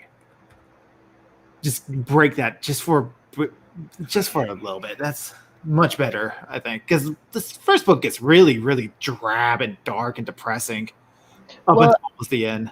And it lets the characters have a little bit more agency too, because now instead of having to run away, they're having to make the choice to keep going, which is part of why I get so frustrated with Rand, because it's very hard to get him to make that choice. Do something. He is an Emmons fielder through and through. He is stubborn as a mule and hard as stone. I love it. He's dragging his heels in the ground like, no, you can't make me. Dragging his heels in the ground. And meanwhile, we got Matt over here who's like, all right, let's go do this. Let's just rush right in blindly. Well, to be fair, let's go with the melee. It's his life on the line. I think my favorite line from Matt is that I wonder whatever happened to that badger. Yeah. or like when like fine, and thankfully there is no giant liar revealed, and like it gets resolved really quickly. Yes. Where he's like, he's got a banner. Oh crap! It's that banner. Oh, it all makes sense now. Rand's not just being a jerk. Well, he is a jerk, but it's a reason why he's being a jerk. Where it's like, I'm going to sleep as far away from you as possible. Oh, I heard once about a manic channel waking up, and then the whole town was destroyed, and the only thing left was his bed. Well then, Matt, you should sleep cheek by jowl with him. I may be a fool, but I intend to be a live fool. I love that Matt can juggle now. I refuse to play your great game. Ooh, that's a good one. Oh my god, that was cracking me up the entire time. Oh my God. I love it. I love that city all the way at the end of near the end of the book. It's just so paranoid of everybody being after one another. Yeah. That not doing anything to play their game is playing their game. Yeah. Not only that, but playing it in a dramatic enough fashion that you get invitations to the two most powerful. All he did was show up. He just arrived. He came, and he's just wearing a bright, colorful cloak. That's all he did. He got letters. And he's like, I don't want to play, and he burned them, and that just made more letters. Yeah. It's like they're like, you must have powerful allies. Oh, you can't go back to that city. I just thought about that. Everybody saw him at that one guy's party. Well, and then the one guy whose name I forget, but yeah, that same guy at the party, when he finally talks to him and Rand's just like saying random stuff because he doesn't know what he should say. And the guy's just like, you're really good at this. Oh my God. Of course, we get Tom come back in that city. I think we're getting way ahead of ourselves on Great Control. Yeah. Yeah. So then we get like Rand, the ambulance coming, and Rand is trying to yeet out of the place. No, I want to leave. Sorry, Rand, the gates are locked. Damn it. Yeah. It's just all over the place. And then we get to meet more characters we met at the end of the book, like Inktar, and we get to meet Heron, I believe his name. Who? Heron? It's either Perion or Sniffer. He goes back and forth in how it's like, I swear it's pronounced both ways multiple times. Yeah. Heron? It's got Heron, yes. Heron. The Sniffer? Just Yes. call him Sniffer. I like him. He's a fun guy. He's just such an innocent man. He's like, oh yeah, he's a total badass when it comes to a fight, and he's able to smell violence, but he's just so sweet. Yeah. He's like, Lord Rand, you'll get us Rand, out. I'm not a lord. Well, I'm sorry, but we're in. What's the name of the city again? It's Kyrian. Perion. We're in Perion, so we have to play the game. Please stop it. Please stop it. Stop. Like, and then like when he sees the servants talking, he's like, dang, I hate these people. I'm not going to be like them anymore. I hate them. I hate them. Wait a minute, you're a shepherd? I told you that multiple times now. Yeah. He's like, they don't even really believe him. They just say, you're a lord. You're a lord. You act like a lord. You dress like a lord, which is all Moraine's doing, by the way. Yeah, That's which is funny because I not think it's the other way around. Everybody thinks that he's actually a lord, and Moraine wants them to think he's a shepherd. So they're all just like, yeah, wink, wink, nudge, nudge. Sure, you're a shepherd. Yeah, sure. Shepherd. Right. Especially since like he's got the coincidence of the owl name. Oh yeah. Since Owl Land Mandragoran is like the synonymous is like King Land Mandragoran. Yeah. And It's then a sign of nobility, the surname. yeah. Yes, exactly. She switched and then they're like, where did you get your clothes? Where's your clothes? I need to get mine. And theirs is clearly not as nice as his. I like that she gave him one with the dragon. Jeez, just I was like, what? He can't even use that yet. That was just you being mean to him. Thankfully, in that moment, Moraine became a favorite character of mine. Yeah, she's just kind of trolling him early. exactly. He's like, why are there dragons? I'll have to pick up the stitching. And I love that he's trying to get away from the Aes Sedai, and no matter where he goes, the Aes Sedai are still messing with him. Yeah. Not even directly. They're not even trying. He just thinks they are. Yeah. And then like they hide from Egwene has the idea to hide him in the women's quarters. I like that. That's what cemented them thinking he was nobility, was because he had the gall to actually do it. And And then then he came running out of someone's room, wielding a sword, dressed in commoner's clothing, and ran at the Armerlin's seat with a sword. Yeah, or at least ran past the Armerlin's seat with a sword. They think nobody he must be a cared. friend. He must be a prince in disguise. We should find a good wife for him. He's not even trying. Yeah. You with it. Yeah, no, Geek to Studio. She thought he was going to go to, oh gosh, what is the one called where they were having the great hunt? The official one. Ilion. I've listened to these books 5 to 6 times, so I know pretty much everything. Yeah, horrible name. Oh, They're all in book form. I'm like, oh, that, yeah, that you're place, fine. you know? Geek 2 Studios, we are only on the first 2 books. It's just, careful with some spoilers, because I didn't know that. Oh, yeah, sorry. I did because of the prequel, Well, but yeah, Dr. Crow wouldn't know that. Also, well, actually, you don't get to see her name yet. Never mind. It's not big, but Yeah. It's not big. I should have probably have read the prequel first if I was wanting to read the books in chronological order. But I think that Well, honestly, I think you're probably getting more of what the author intended reading it the way you are. yeah, I'm being mindful of spoilers. Okay, thank you. No, it's all right. It's all right. It's okay. It's cool. Yeah. Abigail is that's Abigail in the other server. She's a very big. Oh, that's right. The Avatar. Yeah. Love you, Abigail. Yeah. Ron. Yeah. Not the Avatar, like as in James Cameron's Avatar or Airbender. Oh, thing. We probably should talk about him again. Fane, yes. Fane's creepy. Oh, he is so disturbing in the second book. Yeah. Especially that part with the fade.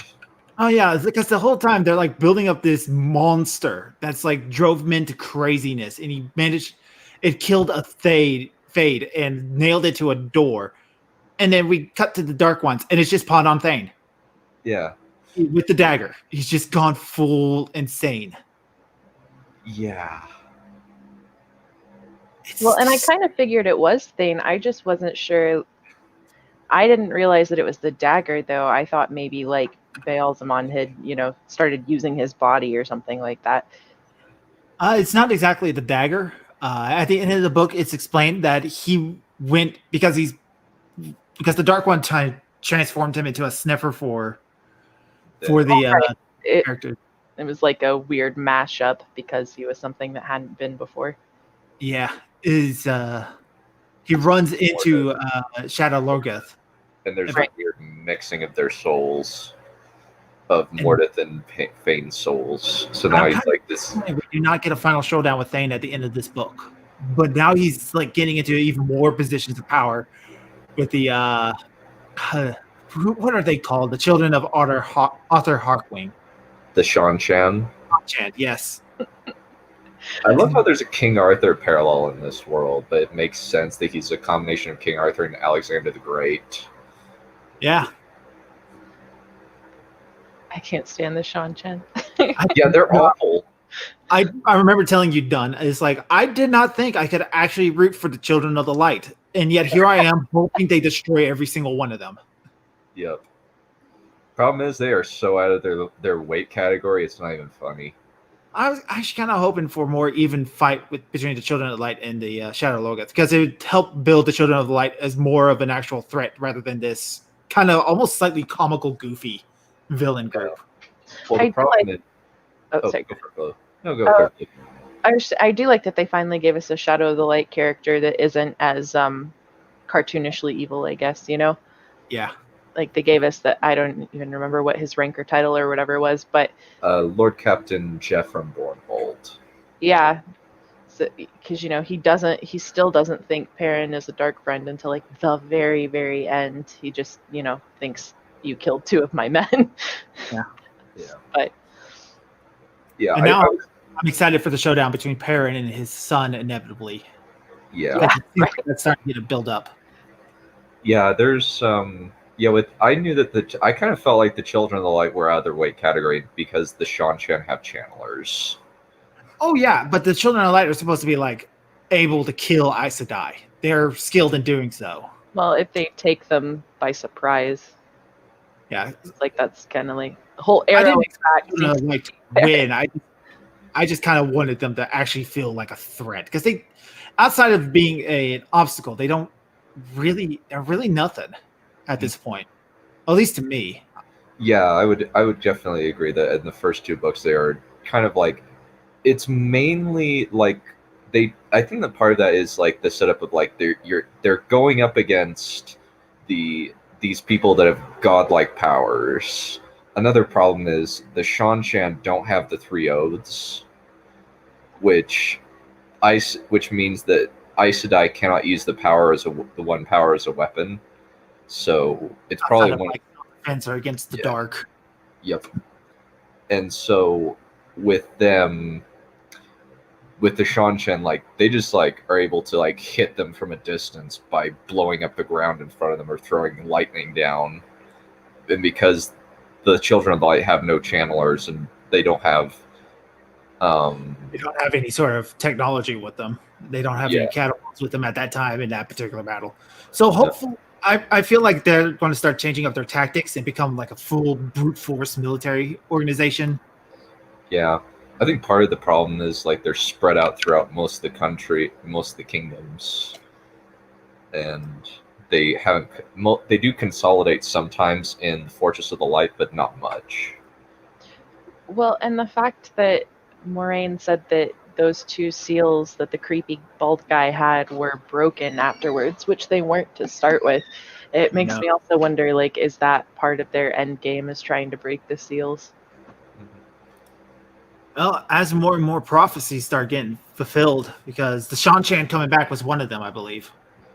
Yeah, that was the children of Arthur Hawkwind returning. Yeah, I think. Yeah, and I think that the Shanshan are kind of another interesting example of very human evil, where the Damani are such a creepy concept. Oh, I had actually stopped listening to the book for like a good 3-4 hours after they described what was happening to Egwene when she got that collar on. I agree. That was hard to listen to. Yeah. It was like when they finally rescued her and they were like getting onto her for being mean to the woman who held the collar. I was like, y'all should be sainting her for not killing this woman. Like, yeah. I remember telling you, it's like Rand's going to just murder every single one of these people. He's going to lose it if he finds out what those colors do. Yeah. Because Rand has a very strong sense of right and wrong. Mm-hmm. And especially if they'd done that to Egwene. Oh. Yeah. I think another thing that's like really interesting is just that they're just kind of benign. Like they don't like mistreat anybody but the channelers. They don't think of channelers as well. It's because of the lore with Arthur Hawkwind, how he hated the Aes Sedai. Mm-hmm. It makes sense that they would take it to this extreme in that culture with all the setups. Mm-hmm. Well, and it's funny because in the way that they came about having the collars, just a dark one, yeah, sort of self-fulfilling for him because it was an Aes Sedai seeking power that kind of caused it all. Yeah. Oh, this book also gives us more information on the Aes Sedai, especially the factions within the White Tower. Yeah. Red, white, blue, green, yellow, gray, brown. And then there's the obelisk to represent them all, and the black one, which clearly does not exist. They don't exist at all. There is no Black Aja in Tar Valon. There is no Black Aja in Tar Valon. Bullshit. The moment that got said, I was like, bullshit. So, can we backtrack real quick? Because we still haven't talked about Selene. Oh, how did we Selene? How did you forget Selene, Dunn? Yeah. bouncing back and forth. It's fine.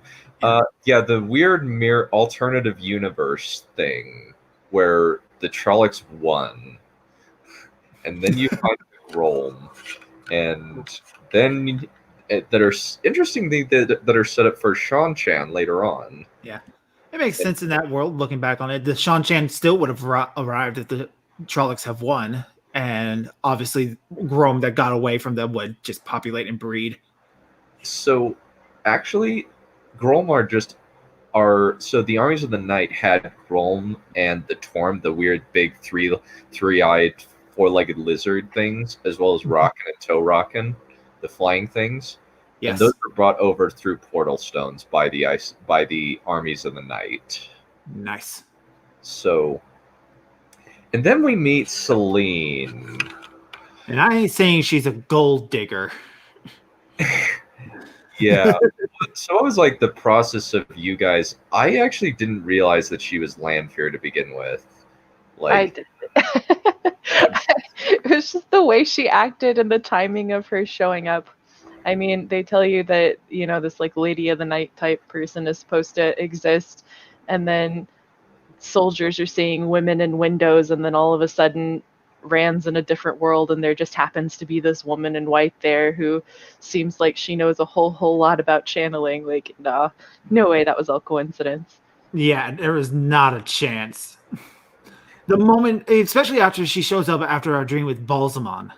So my first thought was that she might be like some sort of like form he can take or something, a temptress. Because he's supposed to be like the father of lies. Yeah. And constantly tempting Rand with glory. Luckily, Rand's too stupid to do it. Yeah. There's also kind of like, when Egwene has a dream about a woman in white standing above Rand as he sleeps. Yeah, that too. Yeah, absolutely. Yeah. And like, they had their prophecy about her being like attached to him somehow in the past. And she was kind of talking about that too. Like there was one point where, I don't know, she said something kind of about like how they always come back to each other or something like that. I don't know. mm-hmm. Yeah. And it's like just kind of the weird setup where like Uno is seeing like, like Blue was saying, like where Uno is seeing like the lady in white in the window, and everybody's like, Uno, you're seeing things. Yeah, but then Rand started having visions too, which is because he's the dragon. It's kind of like some sort of magic thing he can do. Yeah, but also like there's like that weird vision of the ants, the flies. The flies. I thought that was hinting that they turned the people to flies. Like, I don't think that kind of magic exists. Smudcast starts in like 2 minutes. Oh, great. Well, I can be a little bit late. It's fine.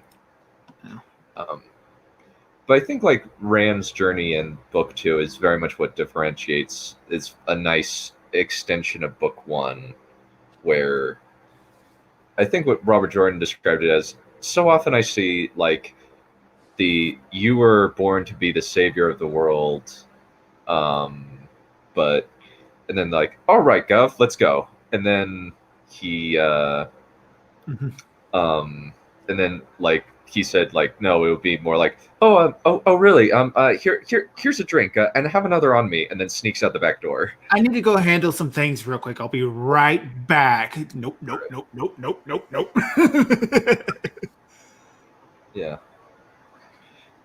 Yeah. Okay. Hi, Chanthorpe. How's it going? Yeah. I think Robert Jordan was definitely influenced. Heavily. I think it would be. Heavily, clearly. Yes, very heavily influenced. But it's very good. At least. Another thing is like, this is in the early 90s. This is like 1991 when this book came out. Yeah. This book is like 30 years old. It's kind of like, this is way before like the greats like Sanderson, Martin, and I kind of wish this series was a little bit more mainstream, but at the same time I don't, because when everything's go mainstream they kind of get ruined. Well, the show's coming out next year, probably. Let's hope they do it good. I hope so. Amazon. Doesn't exactly have a great track record. Good Omens was good. I thought Good Omens was pretty good. I did. Like, The Boys definitely inferior to the comic, but it's only bad if you've read the comic, which kind of you can kind of make the compare and contrast that it's definitely less good in terms of how it's written than the comic is. Although being fair with Good Omens, anything having to do with Neil Gaiman now has, I mean, he kind of demands and is easily given a lot of say in anything based off of his stuff. Yeah. Yeah. And he especially wanted to very much go off of what Pratchett, his best friend, would have wanted. Wanted to keep it very respectful like that, yeah. But and the nice thing is, like, Brandon Sanderson has kind of, at least, like, has looked over their scripts and says, like, this is pretty good. There's a change here that I can't talk about, but I'm interested to see how Wheel of Time people react, because it's kind of a drastic change. But, like, Harriet McDougall, Robert Jordan's editor and wife, is involved, and Brandon Sanderson has looked over the scripts and he's saying it's good. So thankfully, since Brandon Sanderson is not, like, he's a very good writer, and he's got a good eye for quality. So I haven't been given any like heavily, like, cringe woke vibes. It seems like it's just, and the showrunner seems like he's a major fan. Like, he keeps, like, talking about, like, things that he keeps talking with people online, and there's even, like, a Wheel of Time book consultant named Sarah Nakamura. So yeah, let's hope it does well. Yeah, I'm interested to see. I think they will probably do weekly release rather than drop it all at once. Hopefully.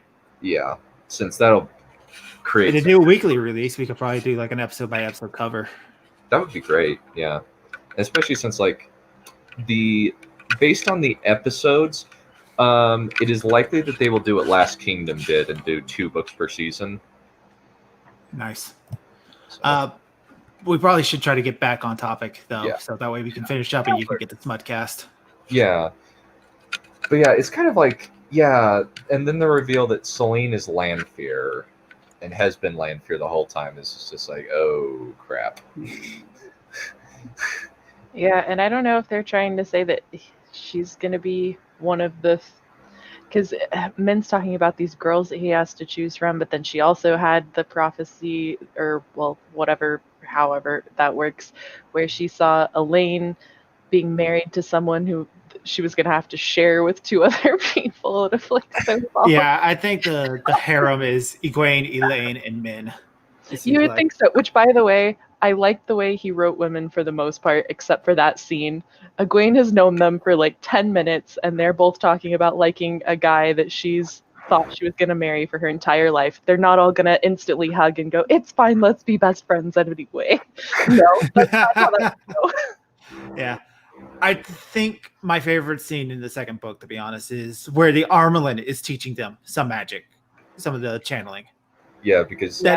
That little fight scene between her and Nynaeve, where it shows just how strong Nynaeve is. She has, like, a natural prodigy to picking up things after she's been exposed to them, but she can only really do it when she's really, really angry. Yeah. Stubborn. And I liked her going through those arches too, and she comes out of the last one and she's like, I hate all Aes Sedai. Like, the guts it takes to say that in the middle of a room full of Aes Sedai. Yep. In that moment, Nynaeve became my favorite character. I need to create, like, just a clips, like, just go through this and create a bunch of clips of, and then in that moment they became my favorite character, and then they're all so good. All the characters in this story are so good. I love them all. Even, like, the little side characters. Like, the second book brought up that little farm girl that Rand ran into. I liked her mom better. Her mom just like glaring at him the entire time and just like, that's fine. You and And I. Bran tries to fix the situation by continuing to do the thing that's ruining it. Damn it, Bran. Yeah, let's gaze. Yeah, that moment in the Palace of Camelot is so awkward because he's just trying to like get out and he just makes it worse. And Elida's so kind of creepy in a lot of ways. Especially with that foretelling, and she's like, we should keep him here. I need to question him. It's like, oh, Yeah, we need to keep this guy here. No, we need to, because she figured out he could channel in that moment, didn't she? That's what it's hinting at. No, not channel. If she knew he could channel, she would not have let them live. Queen be damned. She knew, yeah. What she whispered to him that he was gonna cause a bunch of trouble for people. She knew that he was whatever the word is for when stuff weaves around them. Tyverian, I think. yeah, Tiburon, exactly. Yeah, Tyverian, but not that doesn't mean he could channel. Right. What's the name for the male Aes Sedai again? There wasn't a name for male. There isn't. I thought there was. Aes Sedai. Yeah. Yeah. All right. So yeah, these books are great. I love them. Yeah. And you have a guy who pretty much remembers everything about them to be the persnickety about names. Blue. We went over and over which character is my favorite. It's very clear who it is. All of them. Who's your favorite character, real quick? I don't know. Honestly, probably Lan. We haven't gotten a bunch of him, but I don't know. I especially again from having read the prequels, I like that he's very precise in his reasons for why he does things. Even when he gives his loyalty to people, it's always for an end goal that he has in mind, and it's, you know what I mean? I don't know. He has that, I guess, classic stoicism about his character that I don't know, I like, but Yeah. So cool thing, he has been cast for the show. Who's the cast by? Who's playing him? Who's playing Lan? This I don't know guy, who this is. his name is Daniel Henney. Anything I would know him from? He's let me see. He's in the Wolverine.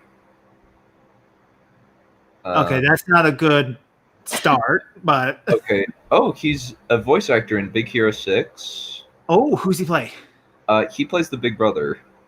Oh, okay. He's in mostly he's a South Korean born American actor. He's on a bunch of, he's actually a very good action guy. Apparently, The Last Stand and a few other things. They've cast Rosamund Pike of Gone Girl fame as Moraine. Ooh, okay, that's fine. That's fine. that's fine. Yeah. I mean, you don't have to like it. Yeah, we don't. We enjoy it. And I totally understand there are things about it that kind of like, especially in this day and age, can come off as just like, oh, this is annoying. Like the dynamic between men and women is kind of. I was gonna say, not sure how I feel about the harem yet. I'll give it time to see how it plays out, but. Well, it's mainly just like the like, since sometimes there's kind of elements of like women yelling at, kind of saying men are stupid and vice versa. Yeah, there's a lot of that in this book. Yeah, and it's kind of like men can't get to kind of. It's kind of implies that men are just stupid and think only with their muscles, and the women's are the real geniuses. But it doesn't seem like it goes too bad because the women also mess up almost as much as men, almost worse than the men in some cases. Yeah, I was gonna say it definitely shows people as being sexist, but it doesn't necessarily show that as a good thing. No, In fact, there's I a would difference between doesn't being show it as a good all this thing. stuff. Yeah. Sexist is a flaw. Yeah, there is a bit. The plot does meander a little bit. Yes. Yeah, we're only on the first two books though, so Yeah. So, yeah. Well, it's perfectly okay. I haven't noticed it too much outside of the first book, but like I said, yeah, that the first couple chapters of the first book were we're a bit of a slog. Yeah, they're very slow. They're so. They are so angry. I don't understand. I don't understand. We're not. Yeah, I'm not. I'm not mad. I'm just like, yeah. Okay. I totally get like a lot of the criticisms toward this, and I actually like would say that a lot of them are pretty legitimate. But Oh yeah, the big criticisms I've heard is that it kind of takes a while for things to get from one place to another, and I totally agree with that. yeah, and especially since it's 14 big books. Yeah, but I've loved the characters so much, I don't mind just listening to them talk. Yeah, I think a big part of it is like the audiobook reads like it's almost a radio play, Oh yeah, absolutely. and that kind of makes things a lot easier because like Kate Rennie and Michael Kramer, which interesting enough, they're actually a married couple, Mhm. and they were actually married before they started reading the series. It's dope. Yep. All right. I think there's also kind of like it's an interesting heist plot as well. With the Yes, it's a heist. I love heist. You don't really see many heists. Like the only one that's similar is in Mistborn, where they're saying, "All right, the Dark Lord, or at least like the immortal God Emperor who is over this whole kingdom, has this giant stock of money, and we're gonna rob him." Yeah, I love the heist with the manor and everything. Everybody's like setting up. We got all of our people who have all the skills and stuff and all their roles. And it's like they're planning the thing out and everything. It was like, yes, this is what I want. I love this. And then it ends with them revealing that Thane. Thane took the horn through the ways. Yeah. No. And I think it was very well set up. Yeah. Very well set up. Yeah.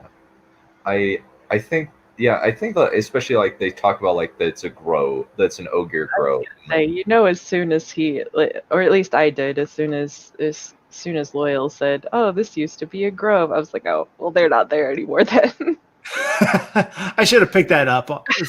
I think I might have missed that part, to be honest. I listen while work, so sometimes some things go. Yeah. Yeah, no, it's and especially like that moment where, like Rand is like getting hit on by these three A wall of women. these three horny women. My husband is in the vineyards most of the time. Well, my husband is down visiting our estates to the south. I don't have a husband. It's like, oh God, Rand. And then he goes over to talk to Tom, and I'm just like, Well, that's actually a problem I have with the second book, is that Matt still doesn't know Tom's alive. They're there with each other, so close. Rand has not told Matt that Tom's alive. Yeah, I think he actually did tell him. He did? Believe him. Oh. Maybe that happened off screen as well, but since it says in book 3 that he told him and he just didn't believe him. Oh, okay. It may have been a thing the author forgot to do. And he just went, Matt knows, but didn't believe. Okay. Robert Jordan kind of forgot about Rand telling Matt. Kind of forgot about the Iron Fleet now. Yeah, no, there are some things. Like, you can tell that the prequel is written way later because there are some things in the prequel that get kind of plot holy with the first book. Because, like, especially when they're talking about history or whatever, they're talking about how the last 4 Almerlin seats have been Blue Aja, but in the prequel, the one that when you end the book is Red Aja. So.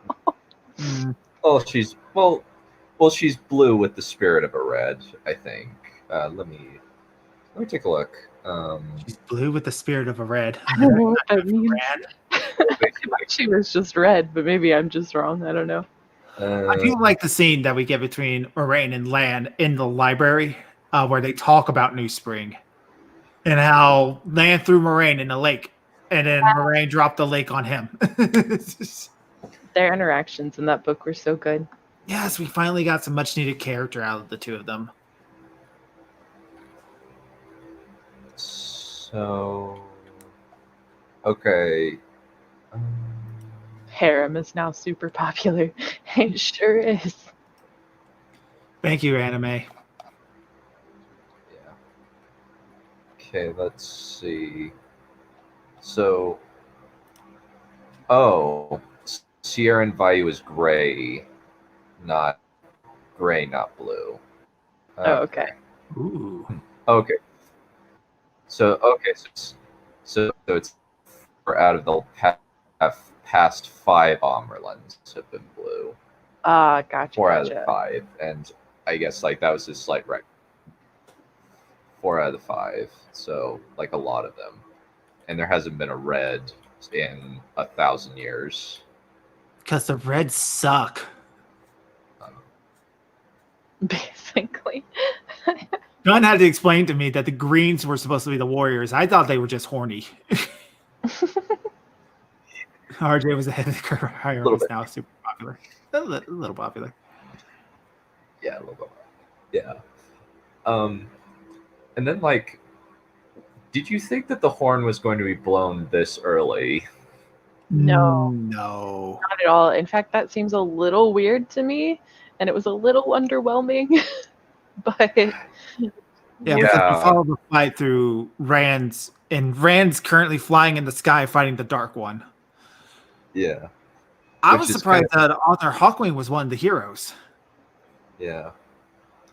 Yeah, it's kind of, it's like interesting that he's a hero of the horn and like he's bound to the wheel. But maybe it's just like Arthur Hawkwing is just his most recent incarnation, and that's how they know him. But then again, Brigitte has been reincarnated multiple times. It's interesting. I kind of was hoping that we would see more like, okay, so who is these people we're fighting? They're kind of your descendants. Oh, damn. I was hoping for more of that. What the Shan Chen's reaction would be to fighting Arthur Hawkwing. Yeah, that I wanted that, and we don't get that, sadly. Yeah. As a matter of fact, the only hero we get to see is the bow woman setting a ship on fire.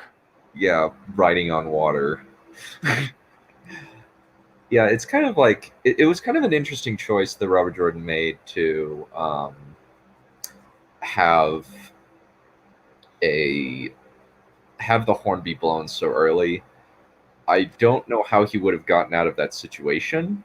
No, but it does make sense how the horn only needs to be present at the last battle.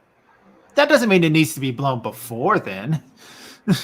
Well, and they set up, the once it's been blown, it has to be that person. So, I mean, it's now back to Matt until Matt dies.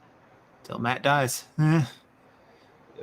Matt's kind of slowly becoming a badass. I love it. I was going to say, and that will give him more, because I don't know how long this dagger thing is going to drag out for him. If it doesn't for much longer, then that still gives him a prevalent place in all this, Yeah, because other than that, the only thing he has is that he's Rand's best friend. Yeah, basically. Poor Matt. Poor Matt. His life sucks. And it's all his fault. Everything. Yeah, I know. You feel bad, but then you're also like, it's all your bad choices, though. It's your stupid behind that got you into this problem. Yeah. But there's Perion, who just keeps going along with things because he's like, well, somebody has to take care of Matt. Perion is a mood. Yeah, I quite like Perion, where he's just like pretty calm and even tempered. Yeah. Oh, that scene where he meets the Green in the hospital ward, Blue, where she's like, where were you when I was a young woman? And he's like, please leave me alone. And he picks her up and moves her to the side. He's just so done. He's willing to set an ice to die off just to leave. Yeah. So actually, she's a Blue. She's a Blue? Yeah, she's a Blue. She just talks like a Green. Yeah, Liana. And she's been cast as well. Jennifer Chion Garcia, I believe, is. Which means she's probably going to have a bigger part going forward. Yep. Because that's the only scene we've seen her in done. Yeah. Otherwise, the only other Aes Sedai we interact with is Van. Varen? Yeah. Varen, yeah. And the a little bit while we're still. Oh, Leandrin, yeah. Ooh, that bitch. Just your immediate, that woman. I want her dead. I want Egwene to murder her. It's just she can't show her face at the White Tower again now that Egwene and Nynaeve and Lane and Min are all free. I'm very interested to see what sort of antagonist she is. Yeah. Well, okay, yeah, because she was the one who handed Stole them them. over, Yeah, right? she's So the one who. So we yeah. know she's Black Aja, at least. Oh yeah. Yeah. She And I'm laughed. willing to bet a large number of the Reds are. The Reds just fill everything that's needed for a villain role. See, I wouldn't think so. I would think that would actually be relatively rare because the reason they hate men so much is because of the Dark One and all of that and the taints. So you would think Leandrin would be relatively rare.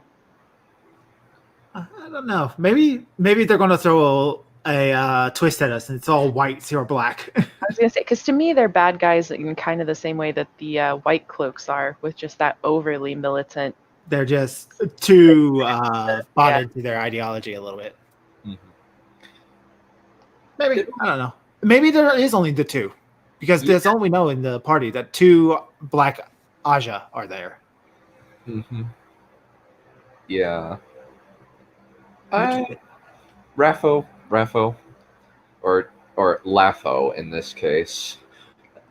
Laffo, listen and find out. Oh boy. Yeah.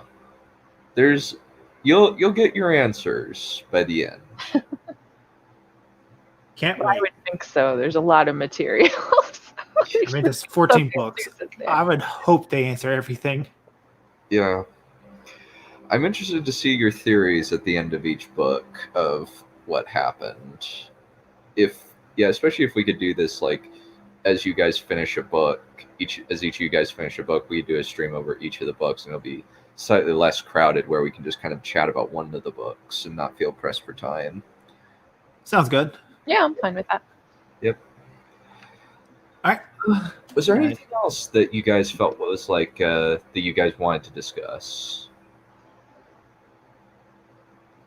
I think the magic system is very interesting, and you get more of it in book 2.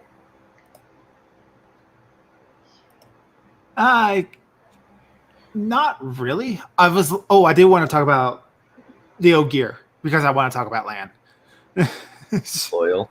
Loyal. Shut up. I know these characters. I know them. They're all my favorite character. At least you won't see any memes of me. You won't see. Let me see reaction stuff. You won't see the. It gets better. It gets fucking better. Okay. Yeah, or You're unhappy with the ending. No, I question your basic writing credentials. This guy isn't a functional adult. All right. Okay. you won't see either of those. Yeah, no. But Loyal, I love Loyal, especially, and then we get to talk about like how the Ogier choose mates. Yeah, or have mates chosen for them, where it's like, if my mother finds out, she'll have me married off within in seconds of arriving. And if I met with Leifar, if he tells my mother, she'll walk all the way from sitting Shangtai all the way to find me. Oh, Loyal's going to get married to that girl. What is her name? Aerith, yeah. She is really cute. She's Yeah. adorable. It's like, oh, Loyal fell in love. Like, Apparently, he's a handsome Ogier too. she thinks I'm very handsome. She thinks so. Like, I don't. When we get married, the men get to decide. You sure about that, Matt? And then Red's like, do we though? Wait. It's like, It's like, let me think about this for a second. Yeah. Yep. I am going to play that card every single time. No, I question your basic No, I question your writing credentials. Basic writing abilities. Yes. Man, Yeah. I'm so glad that they aren't involved. no. So happy. Yeah. So there would be like They would have no Ambiguous Ogier women. no like no. Unironically, there are copper-skinned women that wear like really thin really thin clothing. Yeah. Called Damani. So like, Oh yeah, the Damani in the series. yeah, it's Ambiguous Damani women. yeah. Yes, and also like the Deka Veil, the slaves that wear transparent stuff. Oh yeah. Oh, I'm so stoked to learn more about the Aiel too. Like, I'm just like, Oh yeah, the warrior women and stuff. yes. I love how they have this whole culture that they have to like have their faces covered and stuff. The one guy in the canyon, he was just so happy that he might be able to fight. He was so ecstatic. He was so overjoyed. Yeah. It's like, oh, good. There's like 50 of them. It might be a fair fight. I love the description of that war where it's just like, the king destroyed the tree or whatever. So they go and they fight. Kill the king. Oh, okay, we're done. And they leave. Like, we didn't beat them. They left. Right. They left. They got what they wanted. So they like, all right, all good now. See you later. Bye. Yeah. Yeah, and also like the nice thing is you get the setup with like in the Eye of the World where they talk about like Trollocs went into the waste chasing a bunch of maidens, and they're like, no, Trollocs don't go into the waste. They call it the dying ground. Yeah. And they were the only people that beat Arthur Hawkwing. They're like, no, you ain't coming here. And they just beat Arthur Hawkwing. Right. And then it's supposed to be like this barren land, but they don't think of it as a bad thing. They think of it as like a proving ground for themselves. I love it. Yeah. And they have respect for the Ogier too.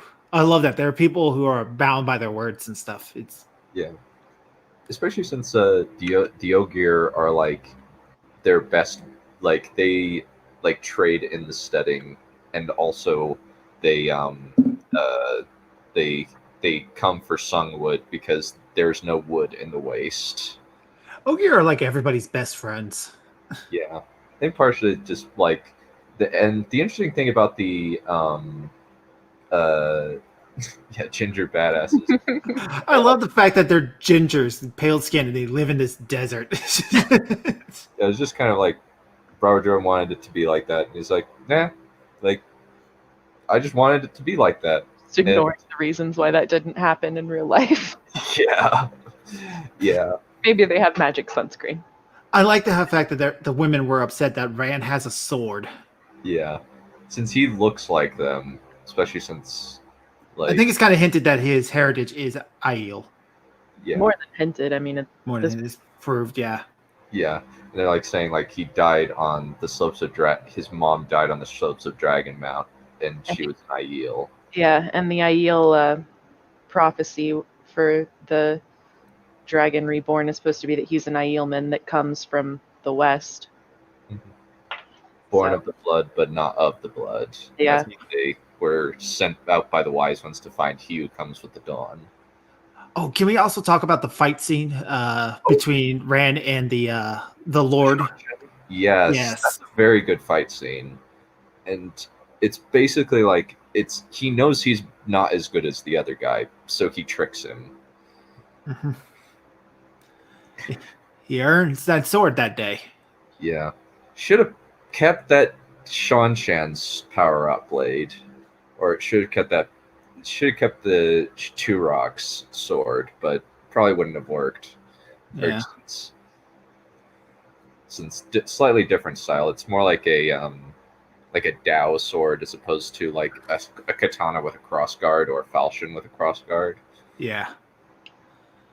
I just love how creepy that guy is, the Lord, the High Lord. Turok, yeah. Turok, yeah. everything about him is just kind of weird, and he almost reminds me kind of like the image of like a spider almost, with the long fingernails and the way he talks. Yeah. It's very, and especially like the slurring way he talks. Mhm. You will finally remember the debt of your fathers.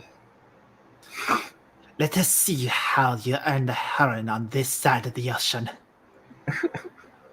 Like, oh, Rand, this is a real fight for Rand. This Yeah, ain't no Trolloc with a stupid club. yeah, or a reverse sickle sword, Yeah. and like there's so much stuff to kind of go over. Like there's poor Nynaeve in the Or Nynaeve. in the rings where she like has to like abandon her village, and then she abandons land, which is so sad. Mm-hmm. I know, she just doesn't get any of the things she wants ever. Oh. I hope now everything goes well for Nynaeve. I like her. It is interesting. Yeah, I kind of want to see where she ends up with Moraine by the end. That'll be interesting to see. Did not like her at the start of this book, but she's really grown on me. I think a big part is that when you see her perspective, she's a hypocrite, which is really funny. Yeah. Yeah. But she's a hypocrite in really petty ways. She's like, I was totally going to do this the whole time. You almost forget that she's barely older than the main characters. Yeah, she's like 25 as compared to like 19 or 20. Yeah. Someone fan Southern drawl for the Sarah Chan. I think Robert Jordan actually described it as like, it sounds like a Southern drawl. So, well, I don't really know about all of this here.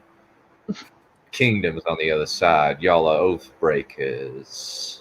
I love it. Oh no. I'm totally down for it.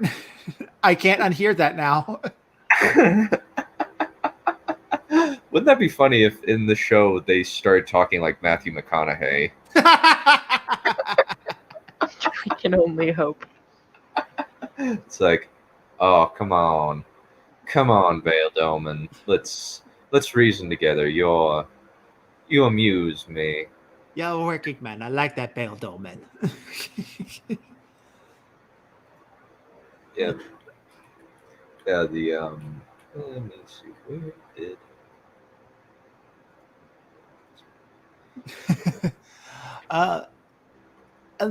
really the last thing I really want to talk about from The Great Hunt is Inktar, because we got to talk about this character.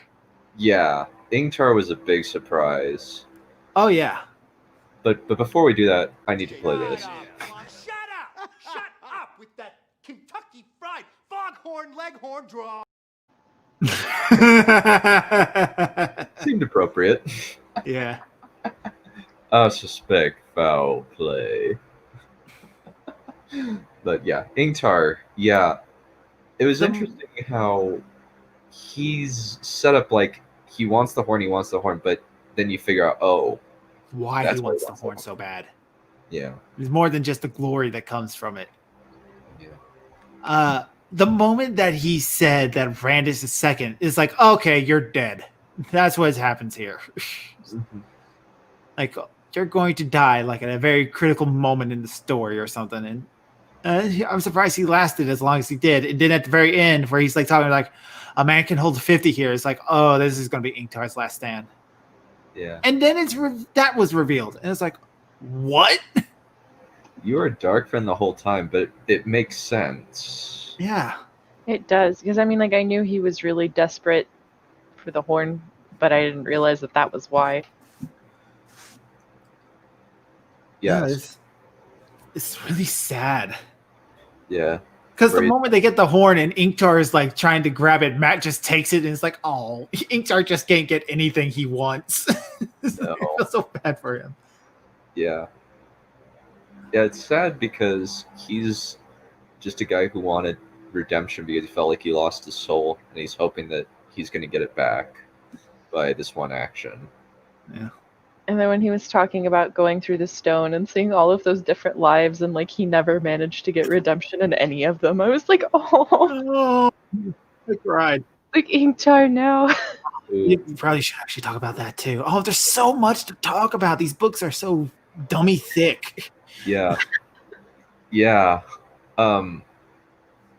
Yeah. W thick.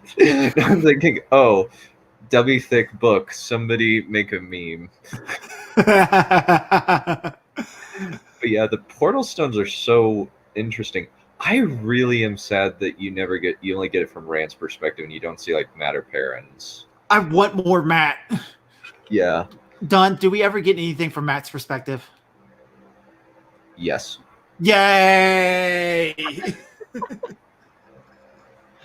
I want to know what's going on in that little sociopath's head. Well, if you see his dialogue, that's how he talks. That's how he thinks. Yes. Yes. So, but no specifics. Just you. I think you're gonna have a lot of fun with the Dragon Reborn because the Dragon Reborn is the funniest out of all the books. Oh, fantastic! I do know when talking about this stuff with you in private chats, you went, "Yeah, no, duh, Matt's going to be your favorite character." Yeah. Yeah. I was like, yeah, he's you are Matt in a lot of ways. You and him have very like. I still don't know if that's a compliment or an insult. Oh no, Matt's I think like my second favorite character since my favorite is Rand. Yeah, and will kind of always be Rand. Kind of mostly just like because of like how well like his arc is crafted throughout the books.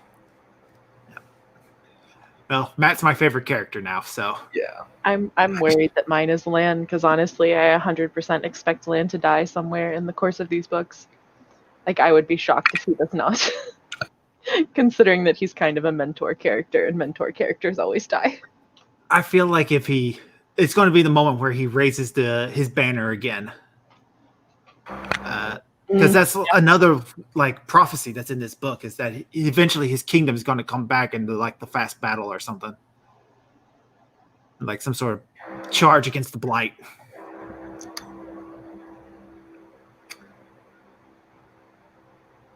There's so much going on in these books. Matt has been cast, and his actor's Instagram has strong Matt energy. Oh. Yeah, Barney Harris has pretty much gone like wild on Instagram. Yeah. I can't wait. Yeah, I'm excited. 5. Yeah, the whole cast of Wheel of Time, most of like at least like the big names. You have let me pull up a picture of the Emmons Field 5. Is that what the fans call them? Yeah. Egwene, Matt, Nynaeve, Elaine, Egwene, Perrin, Matt, and Rand. You said Matt like 3 times. Yeah. Let me share my screen real quick. I kind of hope we do find out what happened to that badger. I hope he got hurt. It kind of sucked that they put him in a burlap sack, hid it, and then everybody forgot about it, and now there's just a dead badger. Yeah. So those are the 5. Let's see here. So Madeline Madden, the girl on the far left, is Egwene. Then you have, all right. And then you have Joshua, who is Randall Thor. Then you have Perrin. Yep. Perrin, played by Mark Rutherford, and then Nynaeve, played by Zoe Robbins of Power Rangers Dino Fury.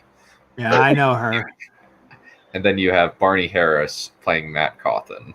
Yeah, that's kind of what I picture Matt would look like. Honestly, yeah. Longer hair, maybe, but I imagine Matt would look like. Yeah. Yeah, I think and also like Josh is really tall. He's like 6'2", which is like giant. Good for an actor. Good. That's the guy who's playing Perrin. Rand, yeah, because Rand's always described as tall. Yeah, he's tall. Yeah, he's the only character who's taller than him, I think, is Perrin. And even Yeah. then, Perrin's bulk. I was All gonna bulk. say, was Perrin taller than him, or is he just bulky? Nah, Perrin's shorter than Rand. Ah. Well, it's all great. I love it. I love every moment of it.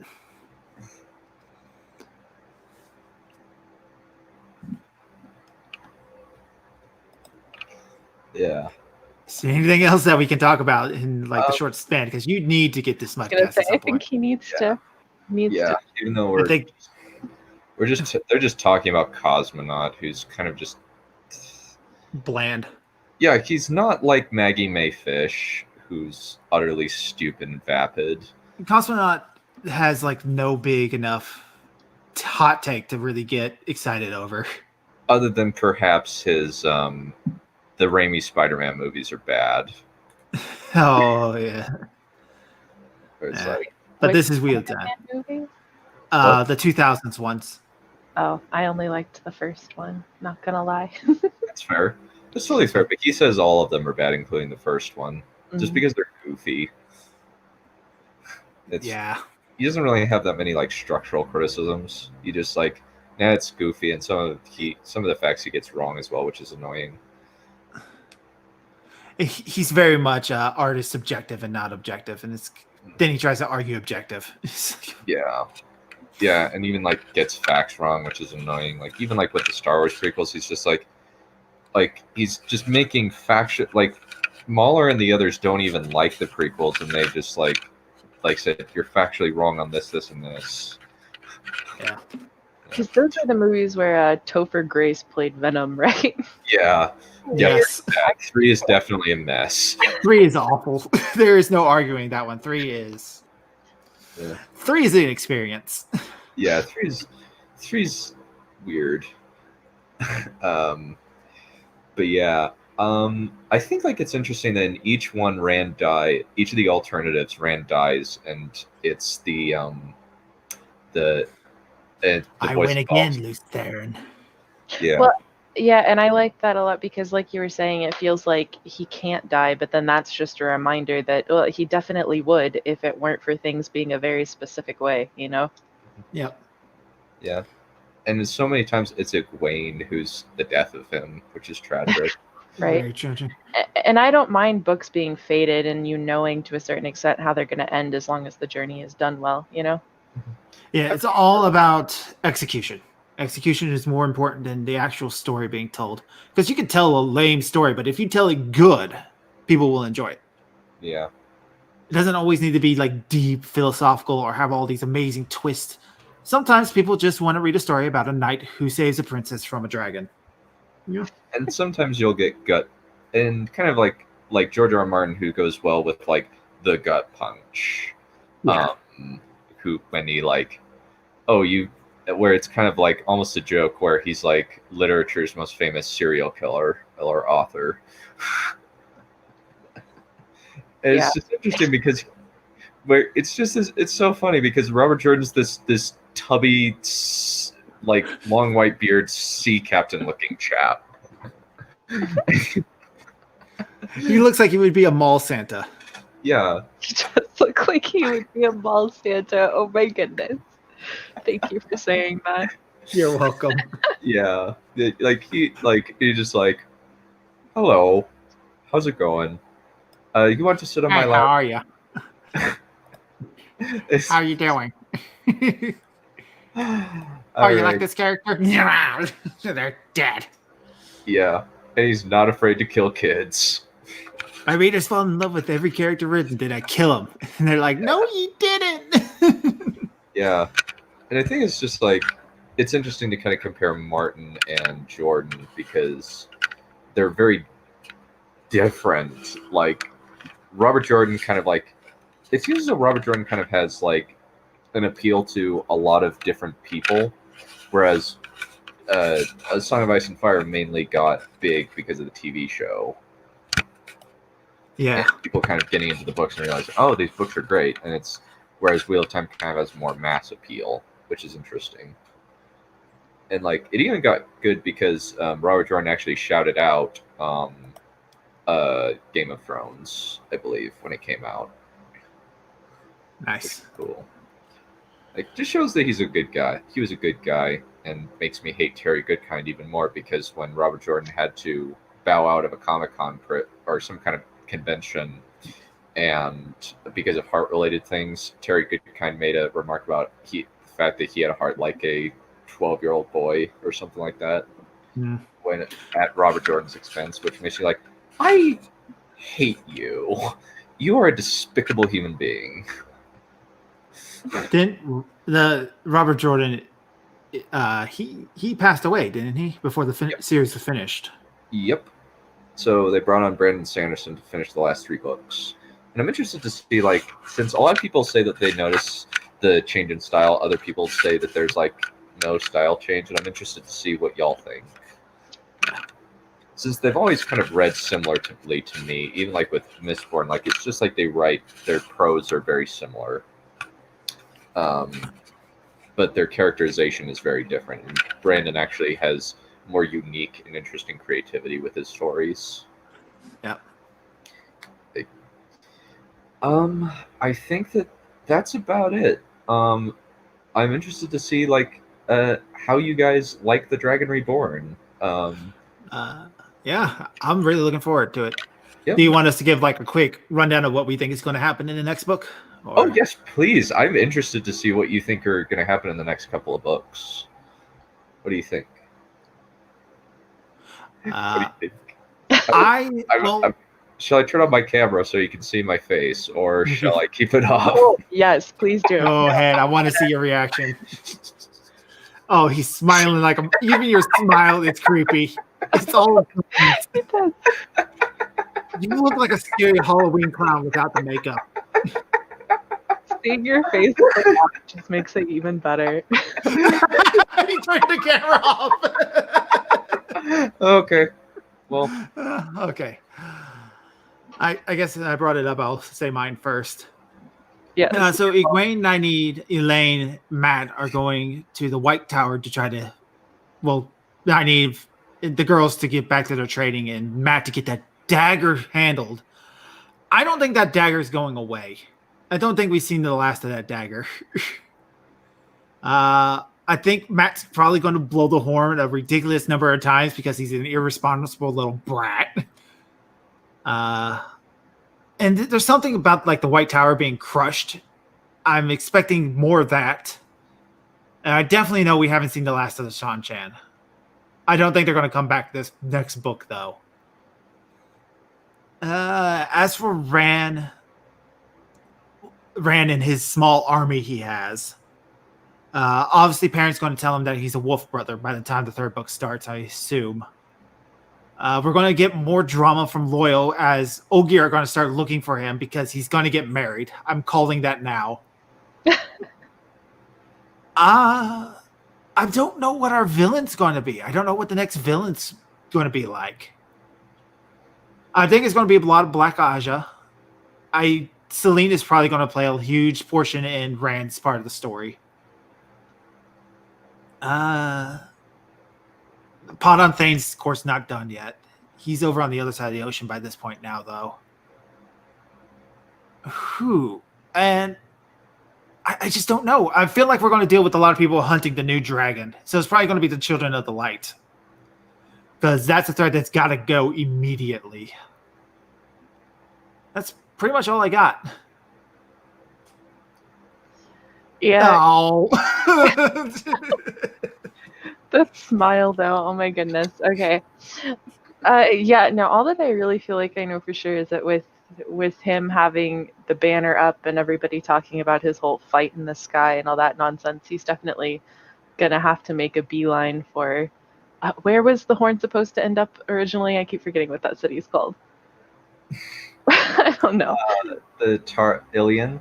Ilion. Yeah. I feel like he's gonna make a beeline for Ilion because I feel like Moraine was right when she said that if he shows up there, he's gonna have support if he shows up there with the horn. So very Bane look. But yeah, and then as far as if you're wondering why you would shoot a man and then throw him out of a plane.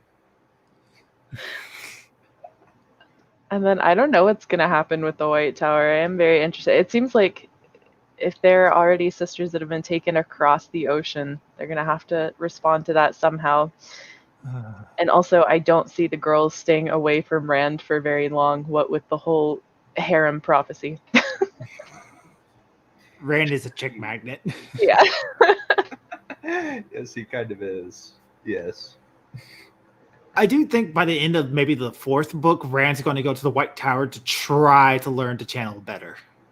Because it's kind of the only place I could think of for him to learn.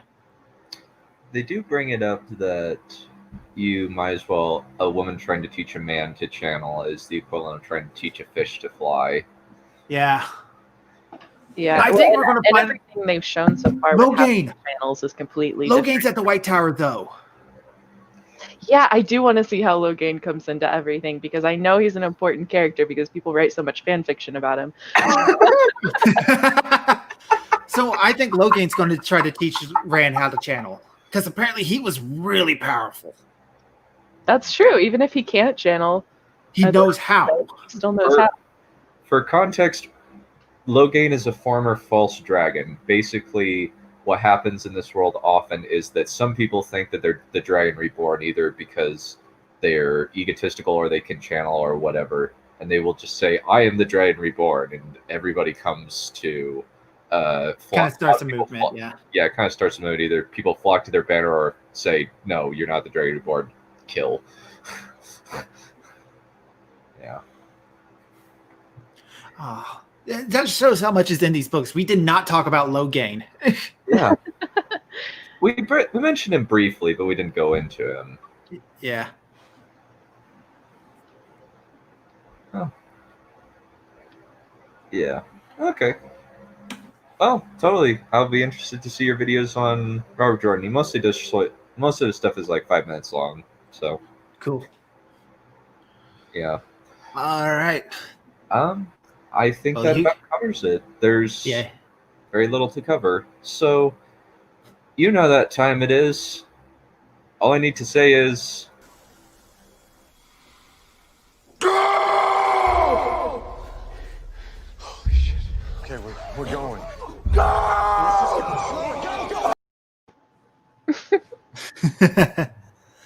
All right. See you guys later.